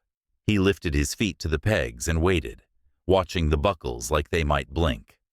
This is how we move, he said. Jade didn't step in. You want it to use you. I want forward.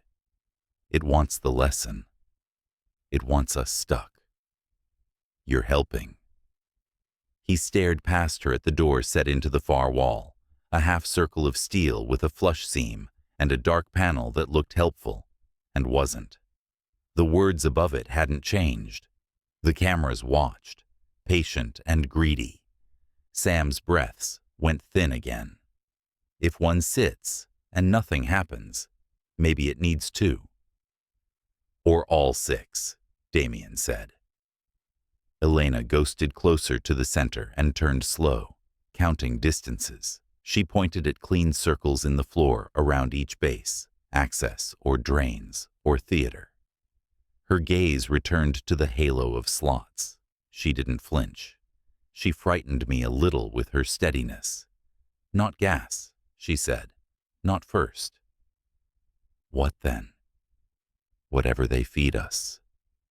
Lovely, Damien murmured. The voice arrived, soft as a hand on the head. Submission opens doors. Defiance closes them. No one answered. Sit, it purred, patient. Proceed. You go, Jade said, eyes on the lens. I volunteer, Damien answered, already stepping. He slid into the chair nearest the door, as if proximity could bribe metal.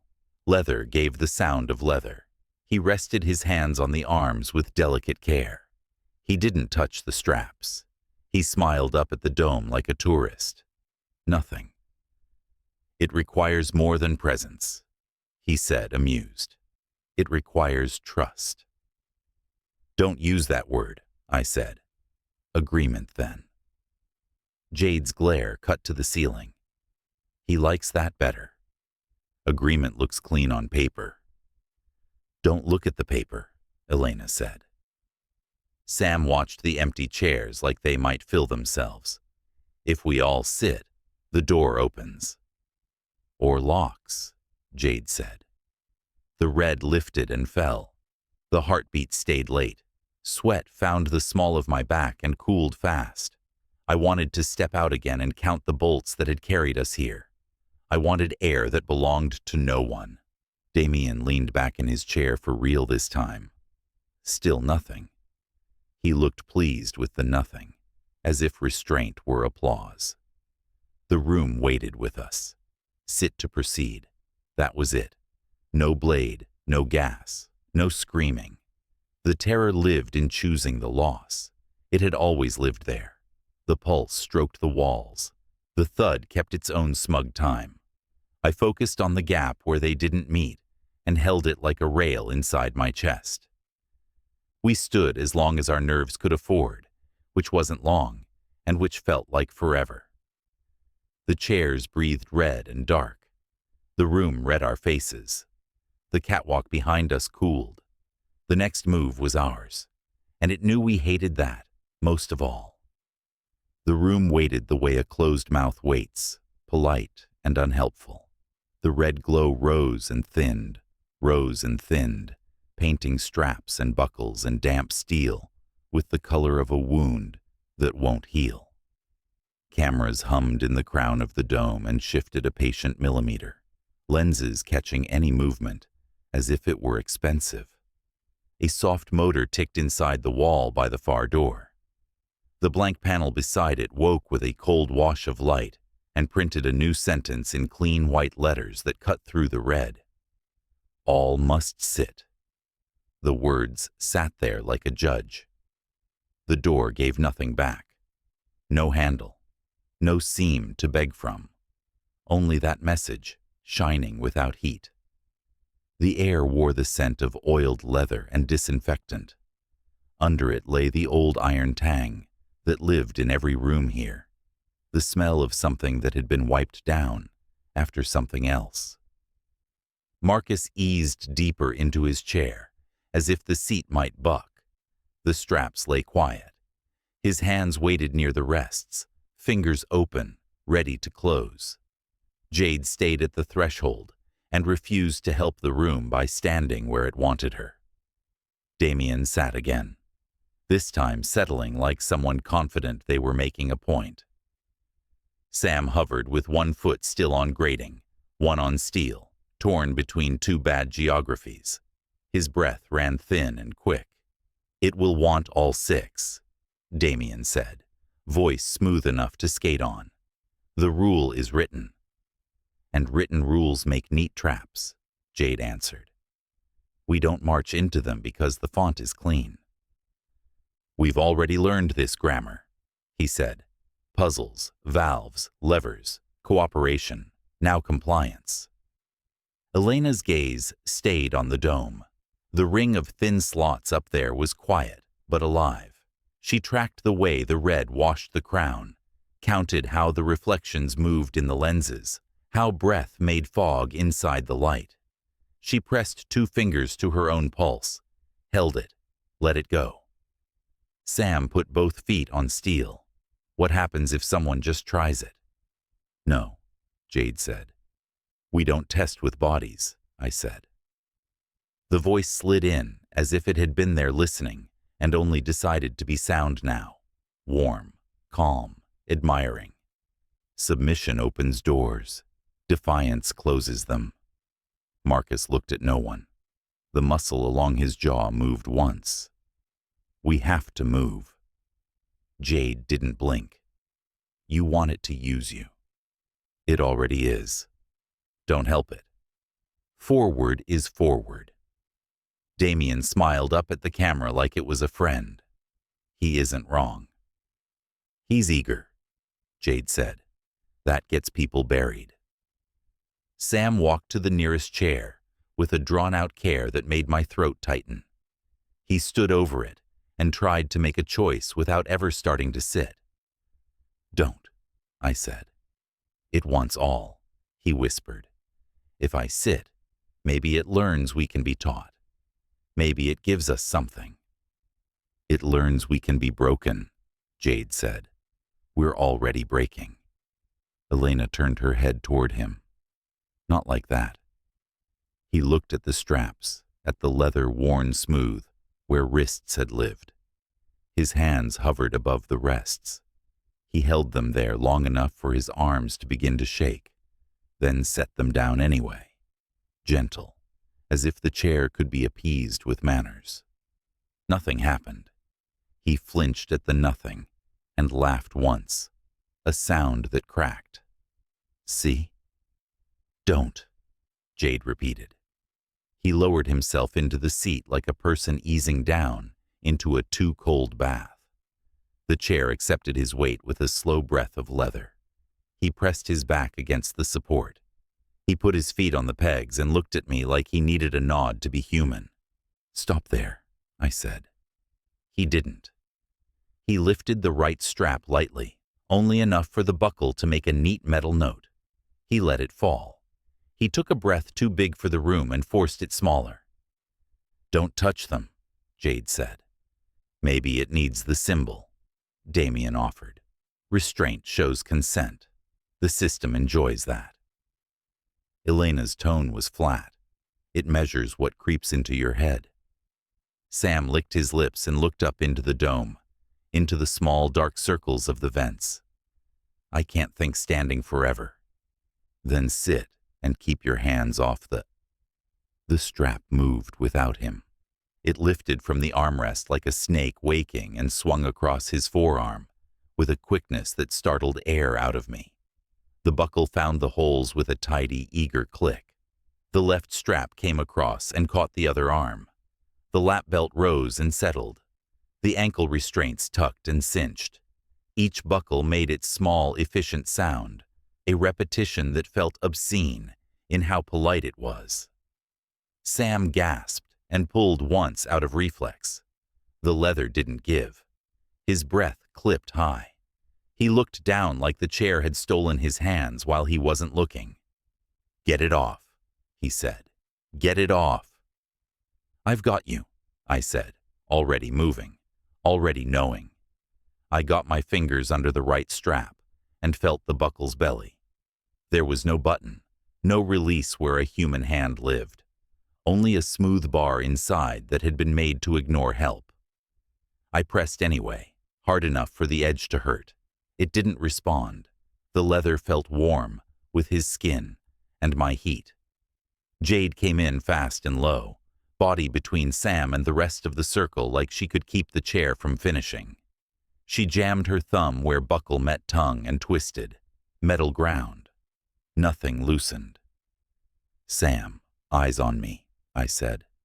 "Lower your breath." "I can't." "You can. This isn't air. This is..." Smaller breaths. Count like the last room. 5 in, 7 out. "I can't count." "Then listen to my count." He fixed on my mouth and grabbed the numbers. His chest hitched, found rhythm, ricocheted inside it, stayed. The dome got a little louder on purpose. The ring above us hummed an almost music, thin and unpleasant, like a glass about to crack. A camera leaned and tightened its focus until I could feel the red dot on my hairline. The panel over the door flashed. The words changed. The shape of them dropped into me like a weight. "All must sit." "Of course," Damien said. "Shut up," Jade snapped. Marcus stood from his chair and didn't. He halted at half height, with invisible hands on his shoulders, and then pushed upright, slow, as if the air had the texture of a substance he needed to move through. He took one step toward Sam and stopped when the straps on the other chairs twitched, as if smelling movement. Elena studied Sam's buckles and turned her head 3 degrees, enough for me to see the calculation. She tapped the leather with a knuckle, once, twice, listening to the way air moved through the perforations, the way the strap met the metal edge. She shook her head an inch. "They'll release only when the sequence completes," she said. "Define completes," Jade said. "All 6. Sam squeezed his eyes shut and let 2 tears find his cheeks, because tears still existed in this place, even when everything else felt engineered. He didn't make a sound with them. "Please," he whispered. "Please don't leave me like this." "We're not leaving," I said. "Do it," Marcus told the room. "If this is the way, do it." "Stop talking to it," Jade said. "It likes attention," Damien added. The voice returned in a tone that had skipped over joy and found something like affection. "Your breathing is beautiful when you're afraid." Sam shuddered. He pulled at the straps again in a quick, guilty test. The leather hugged closer, and the buckle kissed down one more hole with a small, efficient sound. He flinched, like the chair had chewed. Jade leaned over him. "Look at me." "I am." "You're not making this easy to like." "I know." "Make it easier." He laughed without joy. "How?" "Keep the count. Don't give it anything else." He swallowed, nodded, obeyed. The red rose and fell, rose and fell. The wrong heartbeat thudded late, pleased with its distance. Sweat prickled the back of my neck and went cold quickly in the too clean air. Marcus planted his feet, as if claiming ground, in a room that wasn't interested in giving it. I'm next. Jade straightened into him before he finished the sentence. No. I can hold it. It'll hold you. Someone has to test the end of this. Someone will, after we know what it is. He looked at me for judgment and found none, because I had none to give. His mouth was still pale at the edges from the earlier burn. The man wore control like a uniform. The room loved men like that. It set special traps for them. Damien's fingers traced the arm of his chair, as if learning grain. The door will not open otherwise. The room told us. We listen. We move. Sometimes you move in circles on purpose, Jade said. It's a trick, too. Elena lifted her chin until she could see the exact center of the ring above, the place where the cameras forgot to pretend to be shy. It's too easy, she said. We sit. We give them posture and stillness. They don't need violence. They'll put it in our heads. Which is worse, Sam whispered. Depends on where your head lives. Great. My hands wouldn't stop feeling for seams I already knew weren't there. The buckle's underside was smooth. The tongue was machined. The strap holes were worn and patient. I kept my thumbs there anyway, because contact felt like resistance, even when it wasn't. Damien looked around the circle and collected our faces as if they were votes. We can dignity our way into this. Jade's laugh had no warmth. Listen to yourself. Think about how long we can stand here, he said, softer now. Air is fine, for now, but time is not. You know it. Time isn't a person I negotiate with. It negotiates with you. Not today. Today is nothing but negotiation. Marcus moved a fraction. Jade moved the counter fraction. The air between them tightened like plastic pulled over a bowl. Sam twisted his wrist and winced when the leather bit. I'm trying not to freak out. You're doing fine, I said. This is not what fine feels like. I know. He looked at me a second longer than he should have, like the contact itself was breath, then fixed on the wall past my shoulder, and held there. The panel over the door blinked once, and then showed the sentence again, as if correcting a student. All must sit. Elena's voice slid thin through the hum. It wants a shape, 6 bodies. It will watch what we do in it. Jade's eyes didn't leave Marcus. And you're ready to be the first picture. If we must, he said. We don't. We do. Damien lifted a palm as if he could press the room into a pause. We don't need heroics. We need sequence. Decide who sits when. After what we just saw, Jade said, you want to choreograph. It will be easier. Easier for who? For everyone. No. He kept his voice even. Then what? We wait. For what? For the thing it's hiding. What if this is the thing? It never is. The dome answered with a small change. The ring hummed a hair louder and stuttered once, like a needle catching on a scratch. The red went low for a long breath and then surged back up, brighter for a blink. Heat crept into the air, the wet kind that sits on a wall and slides back down. Something's coming, Elena said. Sam whimpered softly and gripped the ends of the armrests with fingers that had nowhere to go. Jade's body tilted toward him a notch. Marcus's nostrils flared like a runner testing wind. Damien smiled in that mild way that turns into steel when you're not looking. I pulled my hands back from the buckles and pressed them flat against the seat near Sam's hip, not because it helped, because contact kept the world from tilting. The lights dimmed a fraction. No dramatic plunge, just a gentle insult that made the room smaller. The straps picked up the red and held it like veins under skin. Each buckle glowed a dull ember. A new line appeared under the old sentence on the panel. It flickered, then steadied. Numbers. They were small. They looked ridiculous until they didn't.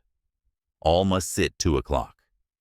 Sam saw it first and made a noise that scraped his throat. Please don't do that. Marcus's weight shifted forward an inch, ready to drop back into the chair, ready to let the leather have him. Jade's arm went across his path before he could finish the thought. No. There's a timer, he said. I can read. We don't have the luxury. We never did. Damien's smile died. 2 minutes is mercy. He's being generous. He's hungry, Jade said. Elena turned in a slow circle, reading the ring, the vents, the cameras, the floor circles around the bases. It's not the chairs, she whispered.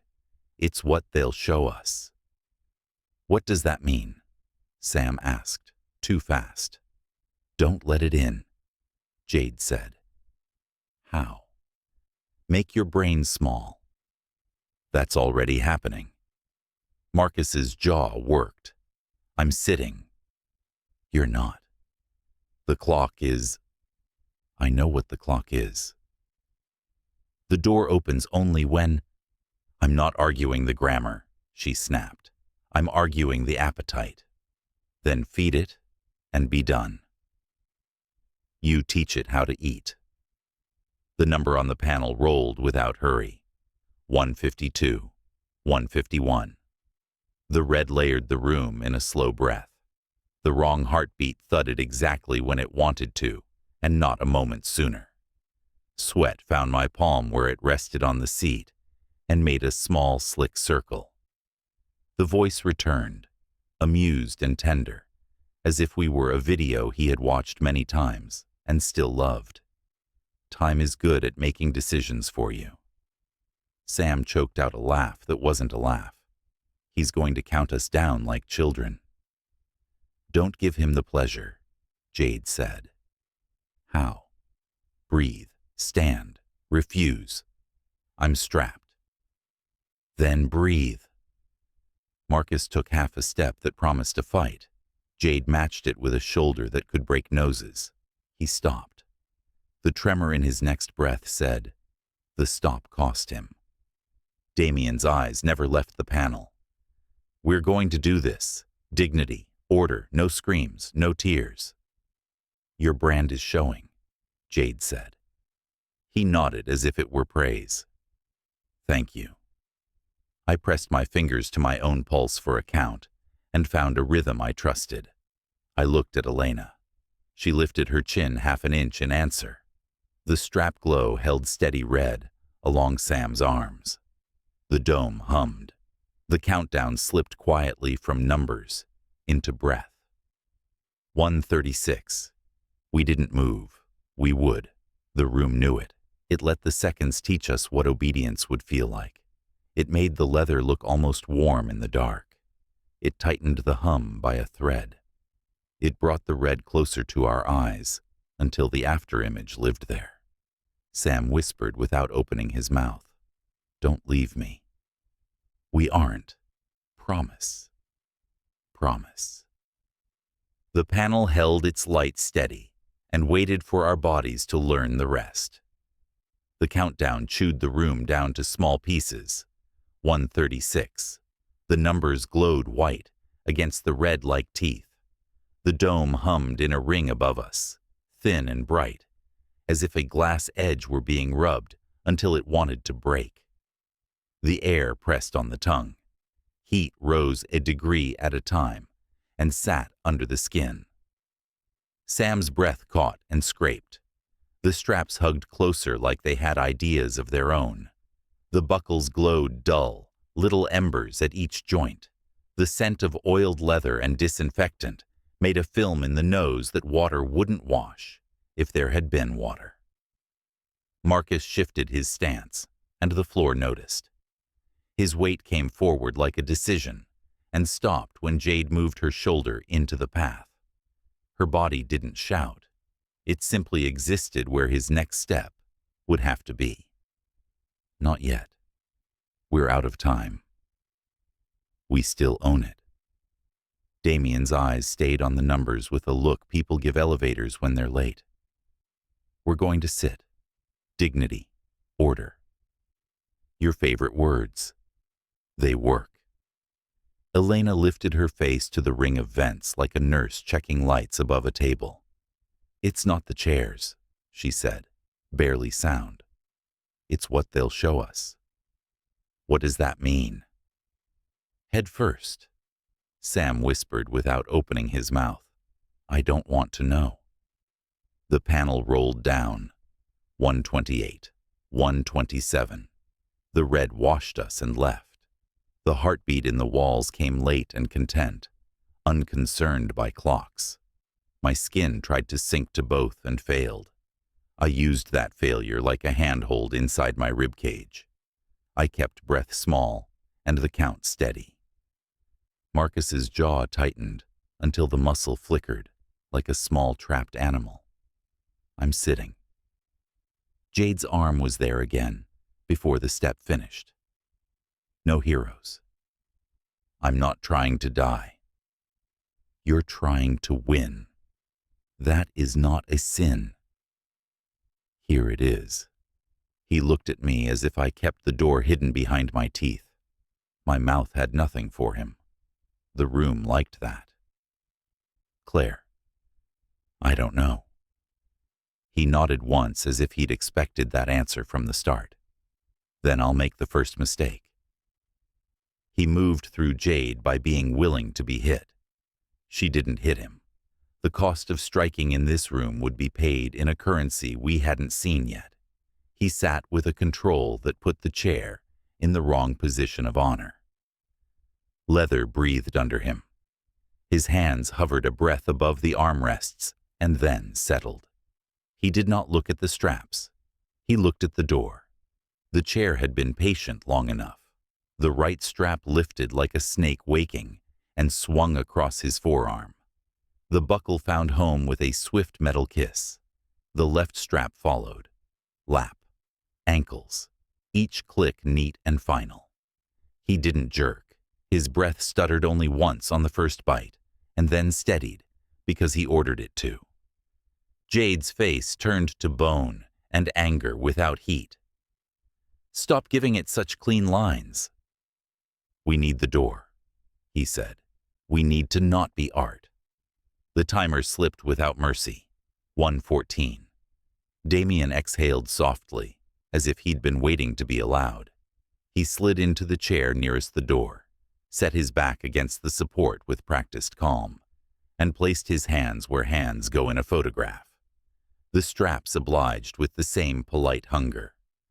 Buckles sang their small metal notes. He looked up into the dome like a man testing a microphone. We cooperate, he said to the air. We proceed. Listen to yourself. It's working. Elena stood still as a pin in a map, fingers curled against her palms so they wouldn't reach for anything the room offered. She checked the vents, the drains at each base, the cameras. Her quiet frightened me more than noise. The panel rolled. 1:05. Heat thickened. The red got brighter by a hair and left afterimages in the corners of the eyes that hung there when you blinked. The hum in the crown stuttered once like a throat clearing and then kept its thin, almost music. The smell of mint climbed a notch as if someone had opened a cupboard where cleaning lives. Sam's voice came out thin. Please don't leave me. We aren't. Promise. Promise. Jade didn't move from the line between chairs and door. She faced both, shoulders square, as if the room were a person she could make feel shame. It wasn't. The cameras made small adjustments like cats watching birds at a feeder. Pick an order, Damien said. 2 seconds for each. No drama. You want applause too? I want a door to open. Elena touched the back of the chair nearest her with one finger and took it away like she'd touched a hot coil. "I'll go," she said. "Don't. We'll need numbers. We'll need arms when it starts." Starts. She looked at me, and for a beat I saw the mirror of my own impulse to cut my fear into work. She sat with care, as if a human could change what coming straps intend by being polite. The leather did what leather does. Arms, lap, ankles. The last buckle made a different sound, a softer click, like the strap knew it had more to measure in her. The countdown slid into a place where seconds lost personality. 0:52. 0:51. Heat gathered in a visible sheen on the dome. A drop of moisture broke from the crown and landed on my cheek. It was warm. The heartbeat in the walls thudded a hair faster but still late, smug in its mood. 4 strapped. The room had its shape almost. It waited for us to finish the sentence. Jade looked at me.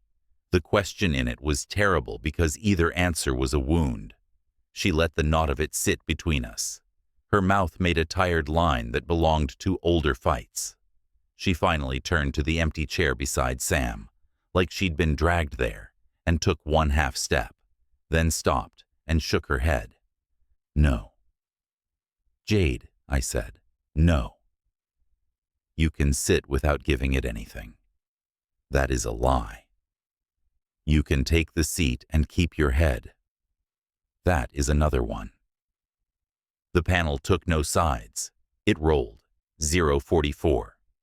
A thin metallic groan rose from the walls and fell the way old ships complain. The red brightened again and pushed the edges of vision toward white. The straps on the occupied chairs glowed like veins under skin. Breathing turned into work. "Jade," Marcus said, "please." She flinched at the word. "Don't use that. 2 more. I can count. It's going to force it if you don't. Then let it. Make it dirty. It likes clean. Then I will insult him." Damien's smile was gone now. Calm sat in its place, a different animal. "We're almost out of seconds." "Good," she said. "Let them feel their own rules." Elena's head tilted, like she heard a new instrument in the hum. The air is about to change. How? Hotter. Then nothing. That's encouraging. Small breaths, I said to Sam, to all of us. 5 in, 7 out. Sam squeezed his eyes shut and did it. A tear slipped neatly into his hairline. The strap along his arm took the drop without caring. The panel stepped down. 0:35. I felt the hinge where my neutrality lived bend. It had survived a corridor that talked. It had survived a lever that cut our air because it could. It had survived a table that smelled like food after hunger, and a bar that burned. It did not survive Sam's hands pinned under leather, while the number ate its way toward 0. I moved before I was ready. Moving made it easier to breathe. "Go," Jade said. "No," I said. "You." Her mouth twisted around a hard smile. "I hold the door. It won't notice. It will." The heat reached a point where the chamber felt like a mouth breathing on us. The red swelled before each beat and did not go fully away after. The afterimage stacked on the next glow until the world took on an unkind brightness. The hum climbed a level thinner than hearing and put a pressure behind the eyes. The metal in the walls learned to groan like a voice practicing screams. "Fine," Jade said. "We finish your shape." She swung into the empty chair like a fight with gravity and slammed her back hard enough to make the leather answer. The straps leapt with joy. Buckles snapped with little brutal kisses. Her jaw clenched, and didn't open as each piece of the chair tried to call itself necessary. The panel blinked once as if acknowledging a good turn. 024. 5 down. The room had its picture almost complete. Only me. The mouth of the door looked like it had been carved to fit our compliances.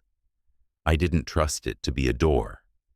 The air burned a little inside the nose now, that plastic heat that lives over stoves and in ducts above hot machines. My heart tried to pick a rhythm and failed, and I let it fail and let the failure be a rhythm. I stepped to the last chair. I put my hand on the back. Cold, then warm, where my skin gave it something to feed. "Claire," Sam whispered. "Please." "I know. You promised." "I know." I sat. I did it like lowering into cold water. Slow, with the idea that slowness changes temperature. It doesn't. The leather met me with the sigh of acceptance I had come to hate. My hands hovered in that last breath of liberty. The straps moved as they had for each of them, clean, eager arcs that ended in bites. The buckles clicked in a rhythm the room had taught them. Arms, lap, ankles. The last click found the notch and settled there like a key turned in a lock. The builder still loves. The panel didn't wait. It rolled through the last seconds as if it had been practicing in a mirror. 006, 005. The ring in the crown went up another thin step and became almost a blade. Heat pushed against the eyes from the inside now. The red strobe thickened until it was near white. I could not tell if my eyes were open.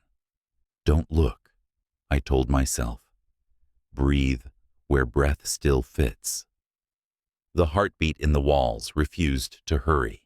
It thudded when it wanted to, late as always, a smug metronome inside a different song. 002. The room took a breath that wasn't ours. 001. The lights cut. Darkness hit like a soft fall into deep fabric. The heat stayed. The hum stayed. The red vanished so completely it became a memory, rather than a color. Leather creaked in 6 places, near and far at once. Breath took over the soundtrack. Not the tidy breath of calm, the animal breath that comes after decisions. Someone made a sound. I couldn't tell who. It might have been me. The straps tightened a fraction with a shared small pull, like a reminder. The buckles settled again with micro-clicks that made the dark feel crowded. A soft mechanical sigh slid down the walls, like a hand. The vents in the crown woke with a thread of air that was neither cool nor kind. It smelled like rooms that have been shut for years. It smelled like old paper and old panic. The ring hummed and softened, as if lowering the blade to press the flat along our skulls. The voice came in so close to the ear, it felt like breath on the skin. "Now let's see what you're really afraid of." It didn't have to be louder than that. The dark pulled the words into us like medicine we had not agreed to swallow. The straps warmed where they touched, as if they knew something we didn't. The chair found new angles under the shoulder blades that hadn't been there a moment ago. The room tilted without moving. The hum became a tone that wanted to sit under thoughts and dress like them. I closed my eyes in a dark that didn't need my help. I kept the count. 5 in, 7 out. I found the wrong rhythm of the heartbeat and refused it. The vents breathed a lie like a story being told to a child. The camera motors clicked once in the crown, like an eyelid settling. "Stay with me," I said into the air, that would not carry anything very far. "Stay with me." A tremor crawled up from the floor and into the chair like something waking under the concrete. It wasn't a shake, it was a pulse. It matched no sound I could name, and when it folded into the hum, I felt it in my teeth. "What are you afraid of?" the room almost whispered. The words weren't spoken now. They were a shape in the tone, a suggestion sliding under thought. It arrived inside the head without passing through ears, a clean theft. I kept breath small and let the straps tell my skin the truth about where I was. I pressed the back of my skull into the rest to remind my body that it was held by something that existed. That was the shape of my resistance now. Not strength. Proof of edge. I counted. The room counted back in different numbers. The darkness leaned closer. It didn't need to. It wanted to. It waited for us to make pictures. It promised to help. Darkness pressed in like warm cloth and stayed there, soaked through. The straps hummed against my skin, not sound at first, more like a low current that lived in leather and buckle and bone. Heat crept in slow until I could feel a pulse that wasn't only mine. The chair learned the shape of me, edges inching closer, the way hands sometimes do when they mean to comfort and only end up holding too tight. I made my breath small, because small felt harder to steal. Something high in the dome went on singing that thin note we had heard since the masks. It perched on the skull, a glass rim rubbed by an invisible finger, enough to blur thought into texture. I tried to count the way I had, and the numbers came back, a breath late, wearing a voice that sounded like mine after a long night. A whisper leaned in right at my ear, too close to belong to a ceiling. "Now let's see what you're really afraid of." The straps warmed another notch as if pleased. Sweat stung my eyes. I blinked and blinked, but there was nothing to blink at. The dark learned our chairs anyway. It traced them first as edges, then as shapes, then as bodies tipped toward a dome we could not see. The bodies wore my face. Not mirrors, not a trick of glass.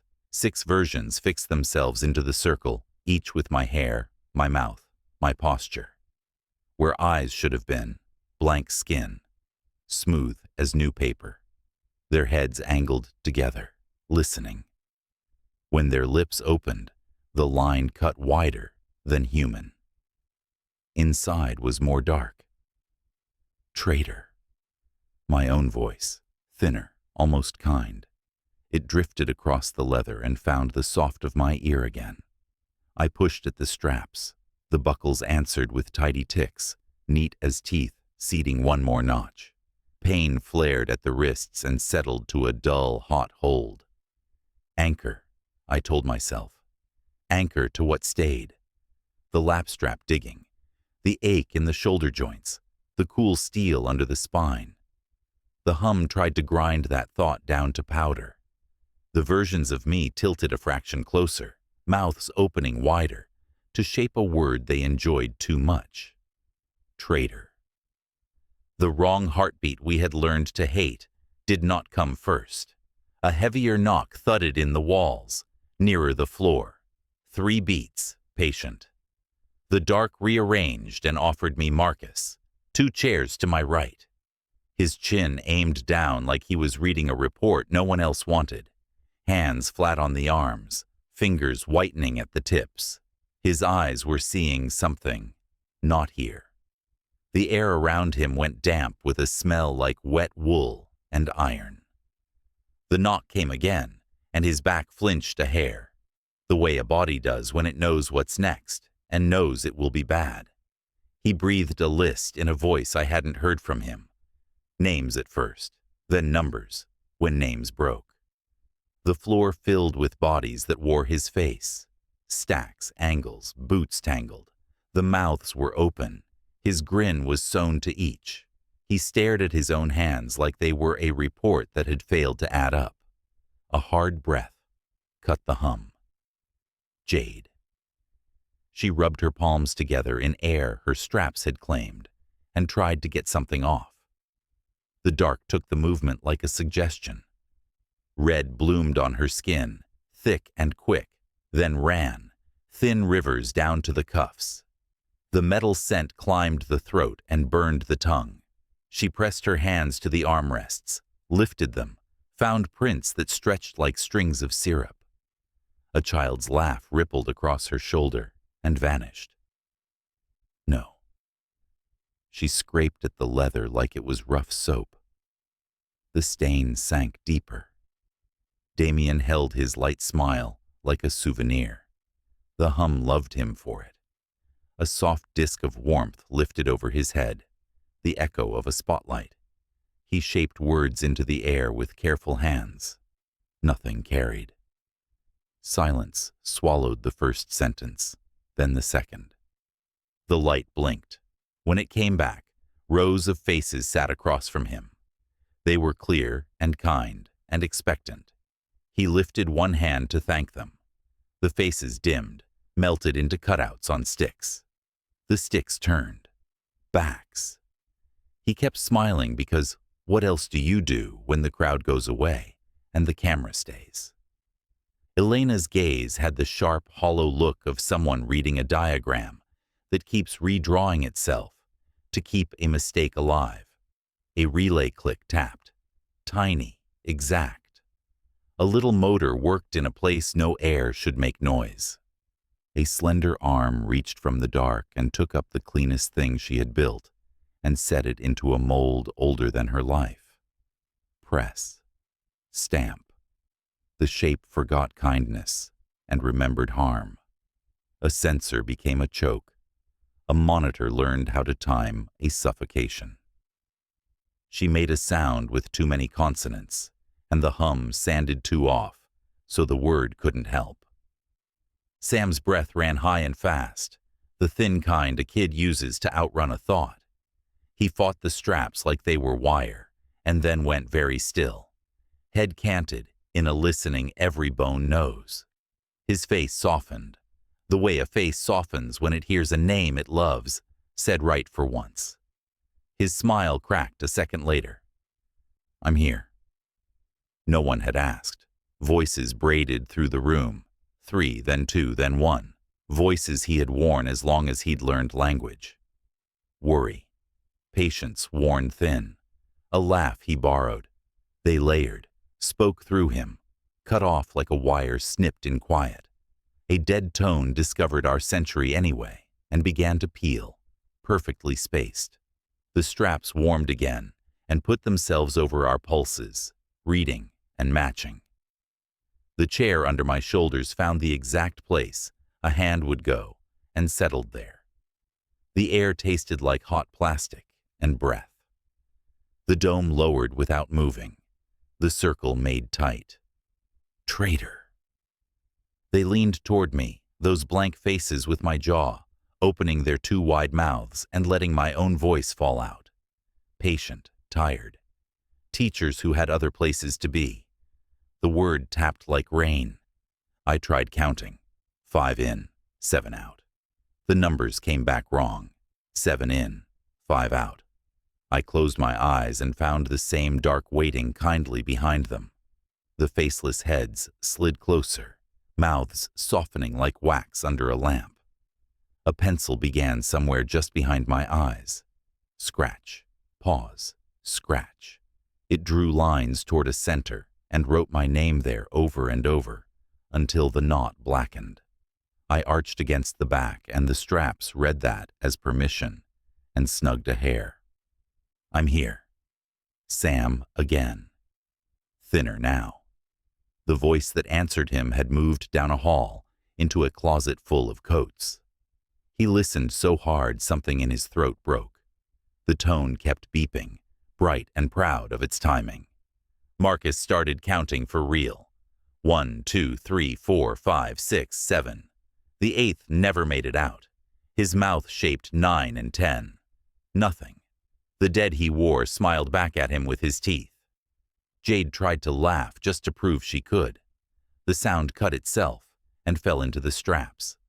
She kept saying no like she was building a wall of small stones. Her wrists shone ugly. She glared up as if the room could be shamed. Damien lifted his hands a centimeter and sculpted air, as if remembering could unmake what he saw. The light dabbed him once like a host checking on a guest, and went cold again. He finished his sentence into nothing. Elena counted too, but it wasn't numbers. It was branches, choices, doors inside doors.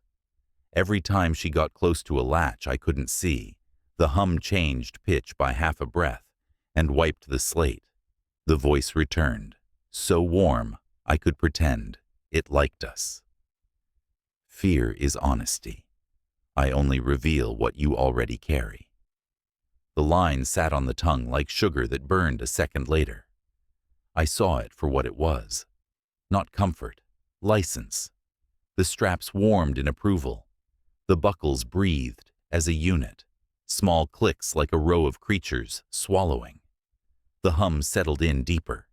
The not me versions leaned until heat slicked my cheek. Traitor. I changed the count to shapes. Inhale for a corner. Exhale along an edge. I built a square inside a square and put the hum outside. It scratched along the wood like an animal testing for rot. The smell thickened. Dust under clean. The chairs creaked as if wood hid under steel. The dome sent down a single push, heavy as a low ceiling at noon, then lifted enough to let a breath through. Sam sobbed once and starved it of volume so it would not feed the room. A name fell out of him, private and old. Then, the sound stopped. Not quiet. Stopped. His place in the air went blank with a speed that made my stomach lurch like a drop. The hum continued, pleased with itself. A cool sliver walked through the straps. The pitch lowered the smallest amount and sat in my teeth. The dome pressed once more. The world dipped under it, then steadied. A small, ordinary click. Light returned the way numb hands feel a faucet again. Not bright. Enough. A thin white strip overhead fought up through brown air. It made a weak pool in the middle and let corners keep their gray. The red did not bother to come first. The buckles lifted with the most normal sound. Tongue from hole. Leather sliding. 6 chairs gave up their hold together and sounded like every seat in every waiting room. The heat left fast and oily. Pins bit up the arms. Ankles throbbed at old injuries. My shoulders floated and crashed. My hands didn't look like mine for a second. Pink with cold, marked with half moons. They smelled like strap and sweat and a chemical I could never name again without tasting it. When I spread fingers, they shook the way a power line shakes after a storm. I swallowed and owned my throat. Jade tore at phantom buckles, stood too fast, swayed, caught herself on the chair back. She wiped clean hands on her shirt like she could smear off whatever the room had put under her nails. She met my eyes and did not let relief register. Marcus sat still with his palms together like a man in a quiet church. He glanced at his boots and flinched like he expected a face to be there and hated himself for looking. Damien exhaled as if posing for the way confidence sounds. His right hand betrayed him with a small tremor. He smoothed a sleeve to hide it. Elena kept her chin tilted toward the ring of vents as if they were whispering math she would pin before it fled. I turned to Sam. His chair was empty. The straps lay buckled, not slack, not sprung. The tongues sat deep in the holes they had chosen. The lap belt was closed. The ankle straps encircled nothing and held tight to that nothing. No fray, no tear. The seat was warm the way furniture is warm a minute after a person gets up to grab a glass of water. Sam? The room gave the name back clean and without meaning. A motor ticked itself satisfied somewhere behind a panel. The floor rolled a distance I would have missed before this place taught me how to listen. I put my thumb under a buckle out of habit. It didn't move. Jade stared a long, unblinking second. No. Marcus rose without touching anything. Where is he? The overhead strip buzzed, steady and thin. A smell lifted through the clean that I knew from hospital halls and places that make a point of leaving nothing behind. I put my palm to the seat. The ghost of him was there, as heat and gone as everything else. My stomach turned on itself. Sam. No answer carried. The buckles kept their small shine and their corpse-like neat. Elena pressed 2 fingers to the strap hardware. Listened to nothing. Learned only that steel can be smug. Damien looked at the blank panel over the door like he was reminding it of a contract. It stayed empty for one held breath. A blink that felt almost human. Then white letters slid into place, the way they always did. Tidy, sure of themselves, waiting for us to step inside the sentence and let it tell us who we were. Feast. Then freedom glowed on the panel in clean white. The words washed the steel in a thin halo and made the shadows of our chairs look sharper, as if the room wanted neat edges for what came next. Inside the door, a motor cleared its throat. Bolts rolled somewhere deep. The seam shivered, parted with a groan that traveled through the floor, and a breath of thin, dry air slid in, cool as a hospital corridor. Under the metal was a warmer scent, the kind that lives between meat and bread and kitchens that aren't yours. Marcus moved and stopped in the same gesture, a reflex halfway to a march. Jade stood square at the edge of Sam's absence, like a person guarding a hole. Elena brushed her fingertips over a locked buckle, learning nothing, and let her hand fall. Damien stepped forward to be framed by the opening, posture ready for an audience that required none. Feast, Jade murmured, not tasting the word so much as bruising it. The passage beyond was short and angled right, a maintenance throat screwed to concrete with plates and small vents. Our footfalls found grit in the seams and woke flaking rust. The next room opened fast and swallowed sound before we'd finished entering. Mirrors, 4 walls of them, floor to ceiling, wrapped around a high domed ceiling.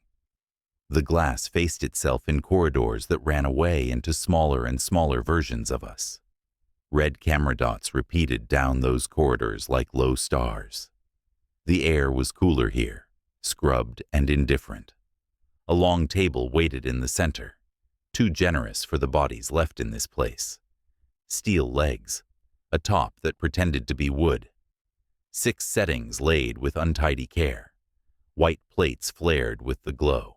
Fork, knife, spoon, cloth napkins folded into shapes that wanted to be birds. 5 plates steamed, a calm curl of heat that smelled like salt, fat, and onions giving up. The 6th plate was empty and clean, a faint ring in the porcelain where warmth had been and fled. Marcus's gaze fixed on the empty setting, that blank little moon. The name that wasn't spoken sat between us like a third rail. Do not. Jade breathed, to the room, to the wall, to whatever leaned in above the dome. The heat from the food reached the back of the nose and made glands wake as if on a cue. Stomachs tensed and then complained. The body loves cycles and isn't sentimental about where it finds them. Without agreement from anything like reason, we all took a small step closer. The voice arrived, warm and amused. Even poison teaches truth. Will you share? Damien's eyes made a slow pass around the mirror's mimicry, as if greeting rows of guests. He's staging famine and charity. Or culling with napkins, Jade answered. Marcus did not look away from the empty plate. He was the traitor. Sam. Yes. You needed that ready, Jade told him. It fits the pattern. Whose? His. You mean yours. His mouth tightened. He triggered something. He was removed. Or consumed. Elena said. Marcus swallowed the word and the shape of it. In the chairs, he. He begged. Jade cut in. He counted. He gave you the air you used. He was always first to break. Which is bravery, not failure. Damien's hand skimmed the back of the nearest dining chair, feeling for grain in wood that wasn't wood. We can discuss Sam later. The room is asking us to eat. Stop enjoying sentences like that, Jade said. He let the corner of his mouth lift. He's testing appetite. If we understand the performance and participate with care, we exit. I faced a mirror until my reflection sharpened. Steam from plates far behind me lifted in all those other rooms and drifted toward all those other faces. In the nearest pane, my copy was a beat slower than me. Eyes set different, jaw clenched more. Down the line, the same face tilted its head and chose other expressions. Timing is wrong, I said. A lag. Elena had already noticed. It's not true reflection, screening, or the lights. Marcus blinked too hard once, like trying to reset. What do we do with that? Delay means it can be interfered with, Elena said, but not by touching the glass. He wants us to touch the table. Jade twisted a napkin into rope. If we eat, who eats? We don't, I said. Then we starve under a sign that says feast, Jade said. He'll write a fable on our bones. Marcus flexed his fingers like a man preparing to lift an old weight. He reached for a fork, halted when the mirror hand reached for it, a beat after. In glass, the copy lifted the fork and spun it like a baton. Marcus let his lie still. Do we test? He asked. With your mouth, Jade answered. With my eyes. Elena leaned into the soup bowl until mist bent around her breath. The steam moved like a living thing detecting another. If there's harm, it's in the air, not the broth, she said. He already fed us, in the chairs. The chairs weren't food, Damien said. They were, Elena replied. Just not for us. The voice smiled without having to. I eat what you choose. The table supervised with a meeting room's patience. The plates were arranged like a list you were supposed to read in order. A blistered strip of meat lacquered to a gloss. A mound of white that held a spoon line and shone with fat. Greens that steamed clean and bitter. A hard roll with a split you could slip a thumb into. A shallow bowl of soup that smelled like someone's attempt at love. The sixth plate was a mirror, reflecting light and hunger. My stomach drew tight in a quick spasm, and then eased, as if my body had agreed to bargain behind my back. I set my palm on the chair back, and felt chill steel with a film of condensation. It held my sweat, as if grateful. Feast then freedom, Damien read, gentle, like speaking to a child who refuses to nap. He pairs them, or leashes them, Jade said. We are hungry. Not enough to join a parable. Enough. Elena drifted toward the mirror again, and didn't touch it. She let air go gently out of her nose, and watched fog bloom on the glass a heartbeat after. Wrong shape. Claire. I see it. Marcus's eyes returned to the empty place setting with the grief of a man trying to staple a story to a wall.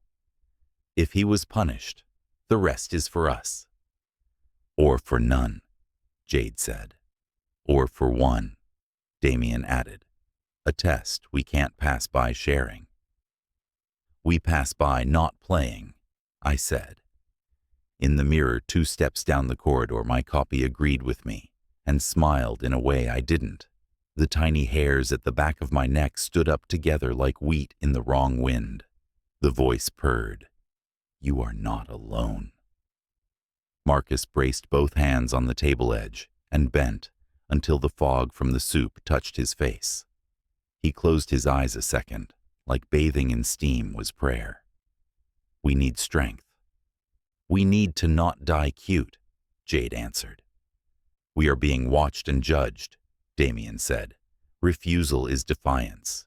Taking is appetite. Either way, he gets what he came for. The aim isn't purity. It's out. Eat your argument, Jade muttered. Damien reached and took the roll. Steam curled around his wrist like a thin cat. The crust cracked in a sound the room savored. The inside was pale and damp in a good way. He held half to his mouth for a long beat, then took a small bite and kept it in his mouth like a secret until he had to swallow. He lived. He let breath go and let himself be seen doing it. Warm, he said. Marcus lifted the fork anyway and tasted the white, a measured mouthful. He kept his face bored and his throat honest. Elena lifted a spoonful of soup, felt heat against her lip, and then poured it back. Jade plucked one leaf from the greens, wrung it until water ran, sniffed, set it down with contempt. I touched nothing. I stood behind the chair and looked for wood in metal, because somewhere a tree had stood and would never learn our names. Our reflections watched with hunger and something worse. Not just appetite, amusement. One pain over, versions of us ate with graceless joy, tearing open the roll, licking broth from their wrists. Farther down, other selves stood on chairs and toasted the red dots. In another seam, another Jade smashed a plate and laughed at the spill, but the sound didn't travel. The camera lights winked in patterns that weren't random. 3 beats, pause, 2, pause, 20 steady, skip. My skin learned the skip and waited for it. The voice threaded in. Share. Marcus set down his fork, as if the act of obedience had cost 10 years. He cut meat, offered a portion across the blade. Jade stared long enough to bruise him, and then took it with the fork, not her fingers. She didn't eat. She kept the bite midair like evidence. Elena's spoon hovered. Damien tore the remaining half of the roll and placed the smaller piece on my plate with a care that felt like pressure. Claire. I know. Eat. In a minute. He shrugged and finished his own. In the mirror, his copy grinned too wide and showed bread on teeth. The real mouth didn't. Elena breathed on the glass again and watched it not answer, then answer late. She traced a small circle near her reflection's jaw, and the other hand failed to copy it. In the next pane, a version of her drew a straight line across her own throat and smiled, without teeth. Look, I told the wall. Breathe with me. The Claire in the mirror kept smiling. She did not breathe. Heat rose under my tongue that had nothing to do with soup. I picked up the piece of roll and held it near my mouth, the way Elena had held steam near hers. The scent wrapped the old parts of the head and shook them awake. I put it down. The room disliked polite refusal more than anger. The lights dipped as if scolding and returned. In glass, other Claires devoured my bread in ugly handfuls. One bit into the meat and let the juice run to her wrist like jewelry. Another stared straight at me and chewed with her mouth open, slow. Jade's patience snapped to a bright thread. Enough. Marcus nodded as if blessed. Agreed. He picked up a chair, tested its weight. Damien lifted a hand. Elena aligned herself with a tall seam, eyes on the points where glass met glass. Don't, Damien warned. Jade had already lifted her plate like a shield. We don't wait for him to choose when to break. We do not turn a room into knives. No glass cuts like his voice. He is giving us a way out, Damien insisted. Eat, door, up. Your faith tastes like butter, Jade said. Marcus set the chair down, hands whitening on the back. He studied the seam. No caulk, no wood, no kindness. He leaned close. His breath fogged the silver. The fog arrived in the reflection a beat late, wrong shape, like a mouth repeating words without understanding. I moved closer to my own glass and did the smallest test, left. I exhaled a thin stream through my nose and watched it bloom on my side. In the mirror, my copy did not fog the pain with me. A breath appeared anyway, badly drawn, a second behind. "Do you see?" I asked. "I see," Elena answered. Jade rolled her neck, paced to change angles, watched a version of herself in glass, refused to pace. That other Jade leaned on the table and smiled, like she had too many teeth on loan. Damien pushed his plate away as a public gesture. "Even poison teaches truth," he murmured. "He means old games about sharing and scarcity." "Stop translating," Jade snapped. He met his own eyes in the mirror and held them like a rope. His other self smiled until the lips cracked. Marcus's gaze slid to the empty plate and back to the seam. He gripped the chair harder. "Your call," he told me. I didn't have a clean answer. The soup's smell crawled under reasoning and tried to scratch the walls down. In the near pain, my copy grinned wider and wider, the longer I delayed, as if the mirror liked indecision more than any choice. I counted the red dots again. 19, pause. The 20th brighter, a blink off. A repeat. Elena's voice came thin. "Claire, wait." The voice sighed, too pleased. "Patience is also a feast." I hated how kind it sounded. The room hummed around the edges, like a refrigerator listening to itself. In the distance, a Claire whose mouth had loosened past sense raised a finger and drew it slowly from temple to chin. No line appeared, but the skin forgot to hold the small marks life writes there. Where eyes should sit, blankness spread, soft and pale. I stared straight into the nearest pane. The me inside it grinned wider, past the hinge of a jaw. Her chest stayed still. My ribs moved. Her ribs did not. The smile kept growing until it looked like a wound wearing lipstick. "Claire," Jade said, barely sound. "Do you see it?" "I see it." My reflection did not breathe. It only smiled, too wide, too clean, as the red dots counted to 20, and one of them failed to blink on time. The grin held. The glass held. The room felt smaller, as if the mirror had learned how to inhale and had forgotten how to let the breath go. The grin in the glass didn't breathe. Mine did. The red dots pulsed their little constellation, one always a beat off like a bad drummer who refuses to be corrected. Somewhere behind the silver, a motor changed pitch, the way a throat clears before speaking. The mirrors began to unlearn us. Small things at first, a blink coming late, a head tilt counting the wrong beat, then bigger. In one pane, Damien lifted a glass that wasn't there and toasted. In another, Elena's copy tapped 2 fingers against her own collarbone, like Morse. Farther down, Jade in the glass smiled until her cheeks rippled like something she was wearing. Marcus tested the seam with his knuckles again and leaned close enough that fog should have bloomed. It did, but not with him. It came late and wrong, the outline of a mouth that belonged to a mask. He straightened and didn't let his face show what his body felt.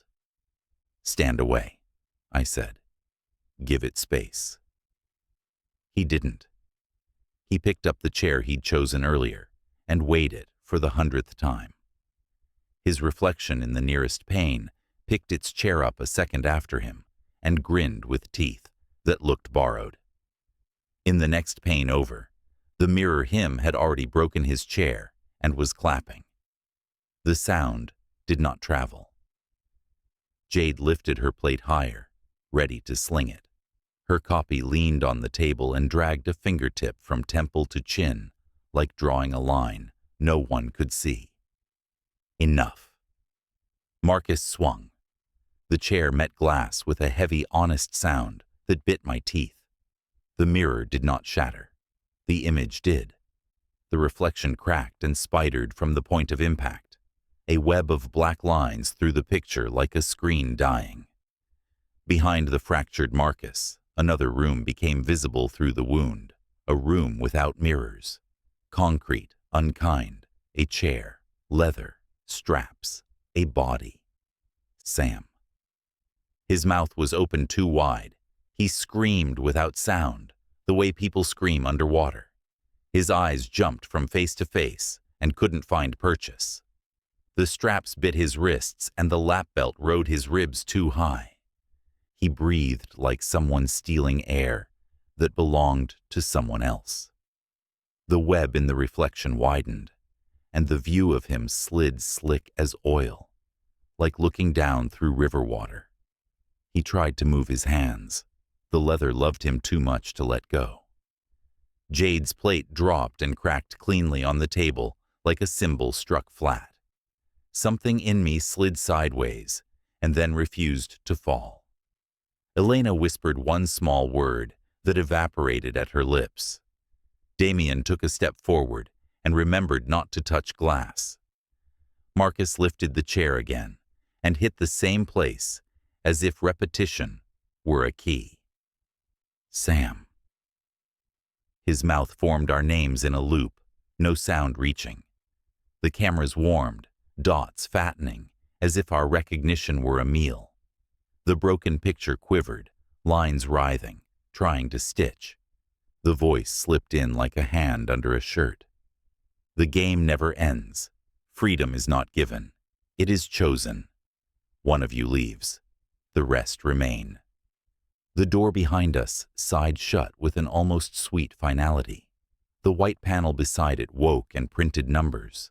Clean, efficient, indifferent. 2 o'clock. The count began. Elena's breath hitched once, and then went small. Not real, she said, and then said softer. Everything real. Damien turned to the panel as if the numbers would listen to tone. We can solve this. Jade stared into the broken picture of Sam until her own reflection's grin met her eyes and ate the compliment. We are not choosing, she said. Marcus did the math and found only one answer, because the room had made one and had the nerve to call it a choice. I'll do it, he said. I'll make it clean. No, Jade said. Better me than him. No. He can't run. No. We have seconds.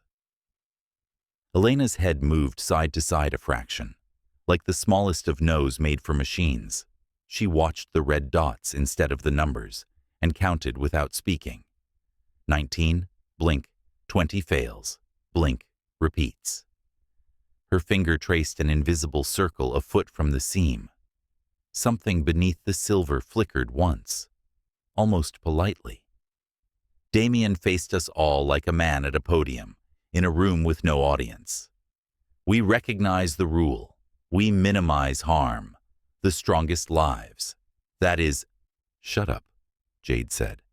We have to discuss. We have to refuse. Refusal is surrender. Refusal is survival. Marcus shifted his weight and showed his empty hands, palms out, as if to demonstrate he had no knife yet, and would fetch one, if we asked. I volunteered for the wrong function once. I can reverse it now. Stop manufacturing redemption, Jade said. He looked at Sam through the tears in the picture and did not blink. I'm not asking. I'm offering. 129. The red dots went through their pattern again. One refused to blink on time. The fog on glass didn't match anyone's breath. The smell of food had gone ugly and sweet, like fruit left too long in a warm room. Listen, I said. They didn't need to. I had no speech that would carry. I had the memory of a lever behind a grate and a plastic tag becoming a key because we needed it to. I had a dot that refused to be counted with its brothers. I had a seam as clean as a lie. I had the way the reflection didn't breathe. Marcus, I said, wait. We can't. We can. One count. He didn't nod. He didn't step. He did not yet move toward anyone like a weapon, which was as much victory as I could afford. Elena drifted toward the panel where two mirrors met, the place where her finger had made a circle no one but she and I had seen. The blinking dot above that seam was the one that refused to join the rhythm. She put one palm flat on the wall and didn't press. She let the room feel her hand. The silver stayed cold. The reflection of her opened its mouth and grinned until her jaw ached from empathy. Claire, she said, I see it. Damien tracked the numbers. 1 minute. Jade stood as if planted. She watched Marcus the way people watch bridges, looking for the weak rivet. You move, I break your knee. I respect that, he said. Good. Sam bucked once in the broken picture, and the straps pulled him back into the chair's perfect geometry. His face looked both younger and older in the wobble, as if the water running between us had stolen minutes and left years. He formed a word we could all lip-read, the kind of word people use when they want you to be better than you are. 103. Elena pulled her hand away and rubbed her fingertips together as if the wall had left powder. Her mouth twitched. She pointed at the blink with one finger, then at the seam, not vent, panel. I could feel the place in the air where a shallow rectangle lived, flush and shy. Once you knew where to look, it was there. Back, I said. Marcus didn't like being told. He fell back a quarter step anyway. Jade sidled to steal angle. Damien found a better view for his eyes, not for his body. I moved closer to the seam and laid my hand where Elena had. It felt like nothing for a breath. Then it felt like a hum that didn't belong to the room, a smaller, faster machine hiding behind a larger animal. I slid my palm along the silver until the dot above me misbehaved again. Blink, miss, blink, miss. My fingers found a burr so fine it could have been a scratch. I pressed. Nothing. I pressed again, slower. I leaned with my weight and used the square of breath I'd been saving. The seam cooled under my skin, the way metal cools when a current dumps. The panel behind the mirror clicked, not dramatic, deciding. The misblinking dot steadied for one beat, as if listening. 044. Damien's voice came thin. What? A latch. Jade's gaze cut to my hand.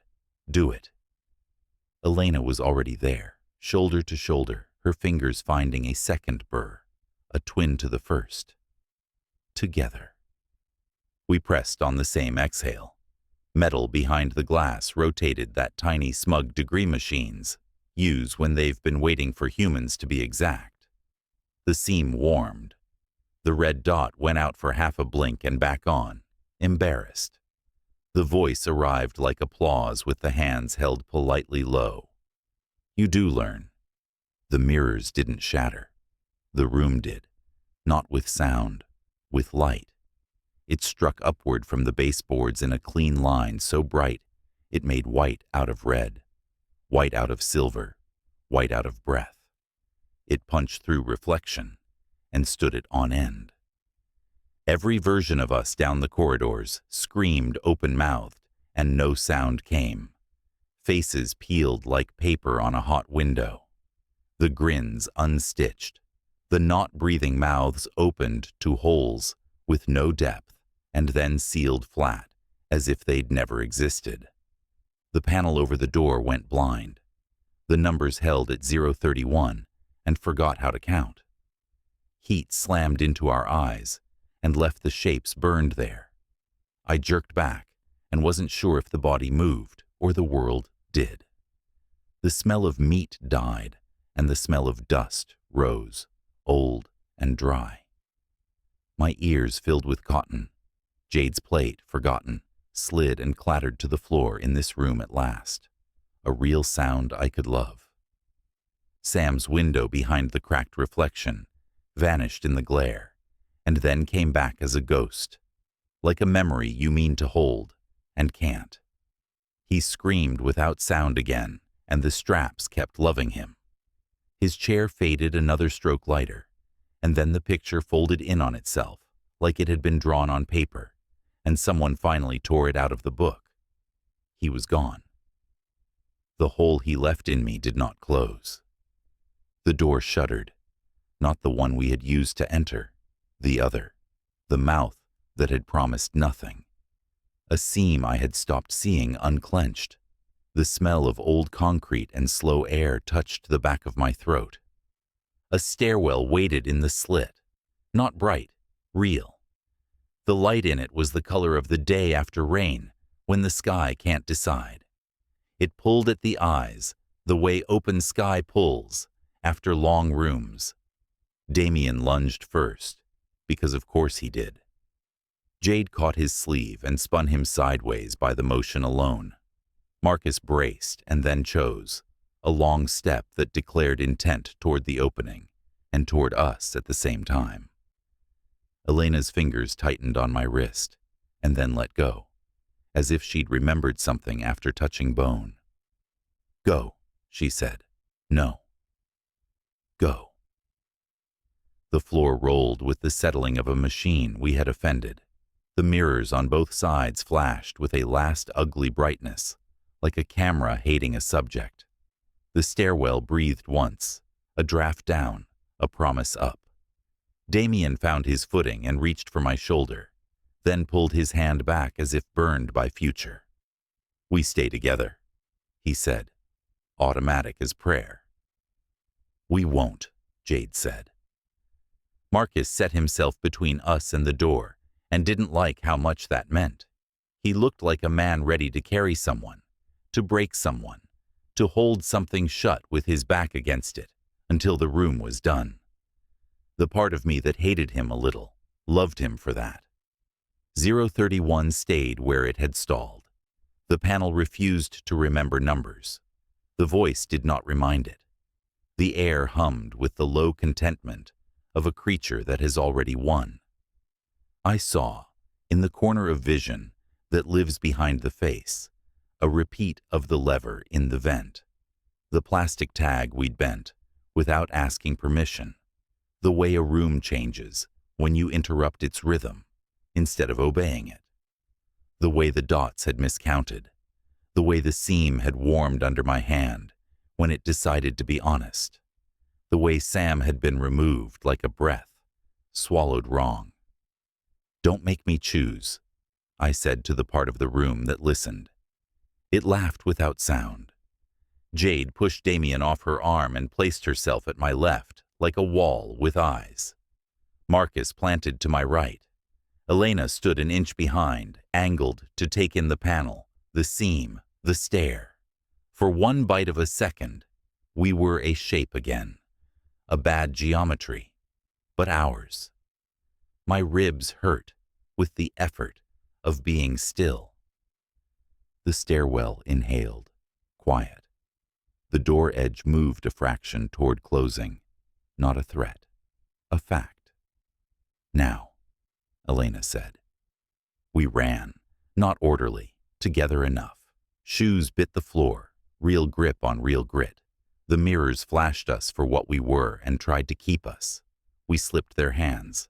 Marcus reached the threshold first, and then didn't go through. He took the frame with both hands and held it half open, like a man who intends to be a hinge. He pulled, while the building pushed. The muscles along his forearms lit. The burned skin at his mouth went paper white, and he grinned, the grin. People grin when they mean to die doing something they understand. "Move," he said. Jade threw herself through, turned, caught Elena's elbow, dragged. Damien chose a different angle and tried to slide in low and fast. The frame disagreed. It hit his shoulder and almost said no. He made himself narrow and made it say yes. I was last because I told myself I would be, because being last feels like honor, until the door decides what honor costs. I stepped. My left foot met the stairwell's cold. I felt the change up through shin and thigh into places that had been braced for too long. Air hit my face that did not belong to rooms. It smelled like old rain on concrete and something plant that had given up on being green and was fine with that. I reached back on reflex because reaching back is what keeps ghosts from entering the mouth. My fingers found Jade's sleeve and then Elena's forearm, quick, alive. Marcus's grip slipped a millimeter. The door took it as thank you. It pulled. He held. He looked at me like a person who has already committed and is only waiting to be done committing. "Go," he said, and there was nothing else in the word. I went because moving keeps breath honest. I went because standing would have made us art for the room again. I went because Sam was gone, and because the line of us blurring into the mirror was a future I didn't consent to. I went and in the going knocked Damien's balance off by a hair, so he lost the rail and found it again. Jade stumbled and recovered and shoved me up 2 stairs, with a palm flat at my spine. Elena slid past me like water, and then stopped, because Elena always stops at the point that matters most, and maps it even on the way out. The door decided. It moved harder. Marcus yelled a word that had only strength in it and nothing else. His boots slid. Jade grabbed the edge and added her body. Damien jammed a shoulder in as a wedge and made noises that did not impress the hinge. Elena found the panel on the stair side, because of course there was one, and slammed her palm on it. The light above the frame went red, and then orange, and then stubborn. "Claire," Jade said, breath hot on my neck. "Go. I won't leave you." "You will." "I won't." "You will." Marcus made a sound that put a period on everything. The door took his elbows. It decided to count us now that it had practiced. I smelled metal, turned hot by friction. The mirrors behind us hissed with a last thin sound, like air leaking from a bad idea. The stairwell's draft shifted toward up. I did the thing I had told myself I wouldn't. I went up. 2 stairs, 4, 6. The light above changed color in a way that meant the building had reassigned me to a different list. My chest burned sugar. My vision narrowed until it was rail and the pale insistence of day. Footsteps behind me hit different notes. Human, alive, angry, losing. The door gave one final inch and played fair for exactly that long. It slid back with a mechanical grace that had nothing to do with us, and snapped shut with a sound I will hear when there are no rooms left in me. The echo traveled up the stairwell like a deer that has learned a hunter's name. I stopped, because stopping is how you learn whether the next breath belongs to you. The steps vibrated under my soles with the fatigue of old concrete. Thin daylight poured down, like water warmed by a hand. Dust hung in the shaft like a slow-weather snow. Far below, someone pounded once, twice, not because they believed a door would change its mind, but because the body believes in pounding. I pressed my palm flat to the cold wall and counted without numbers until the count got quiet. I looked back. There was no window in the door. It looked like any slab in any building where people are meant to go in and come out unchanged. The voice came up the stairwell with the tenderness of a person thanking another for a favor. Survival is honesty. Congratulations, Claire. You finally chose yourself. The sound found the bones around my ears and sat there like a ring. A heartbeat answered in the concrete behind it, not mine, not the room's either. A deeper building pulse that had learned to be patient and had always liked stairs. I wanted to go back. I wanted to keep going. Both wants stood in my mouth until one turned to salt. I took the rail and climbed, 1 tread, 2, 5, feeling air thin and then open, feeling the room behind become a story it would tell without me, until it needed me again. The light above grew less gray, and then gray again, like day practicing a smile. The heartbeat rose with me. It didn't hurry. It didn't have to.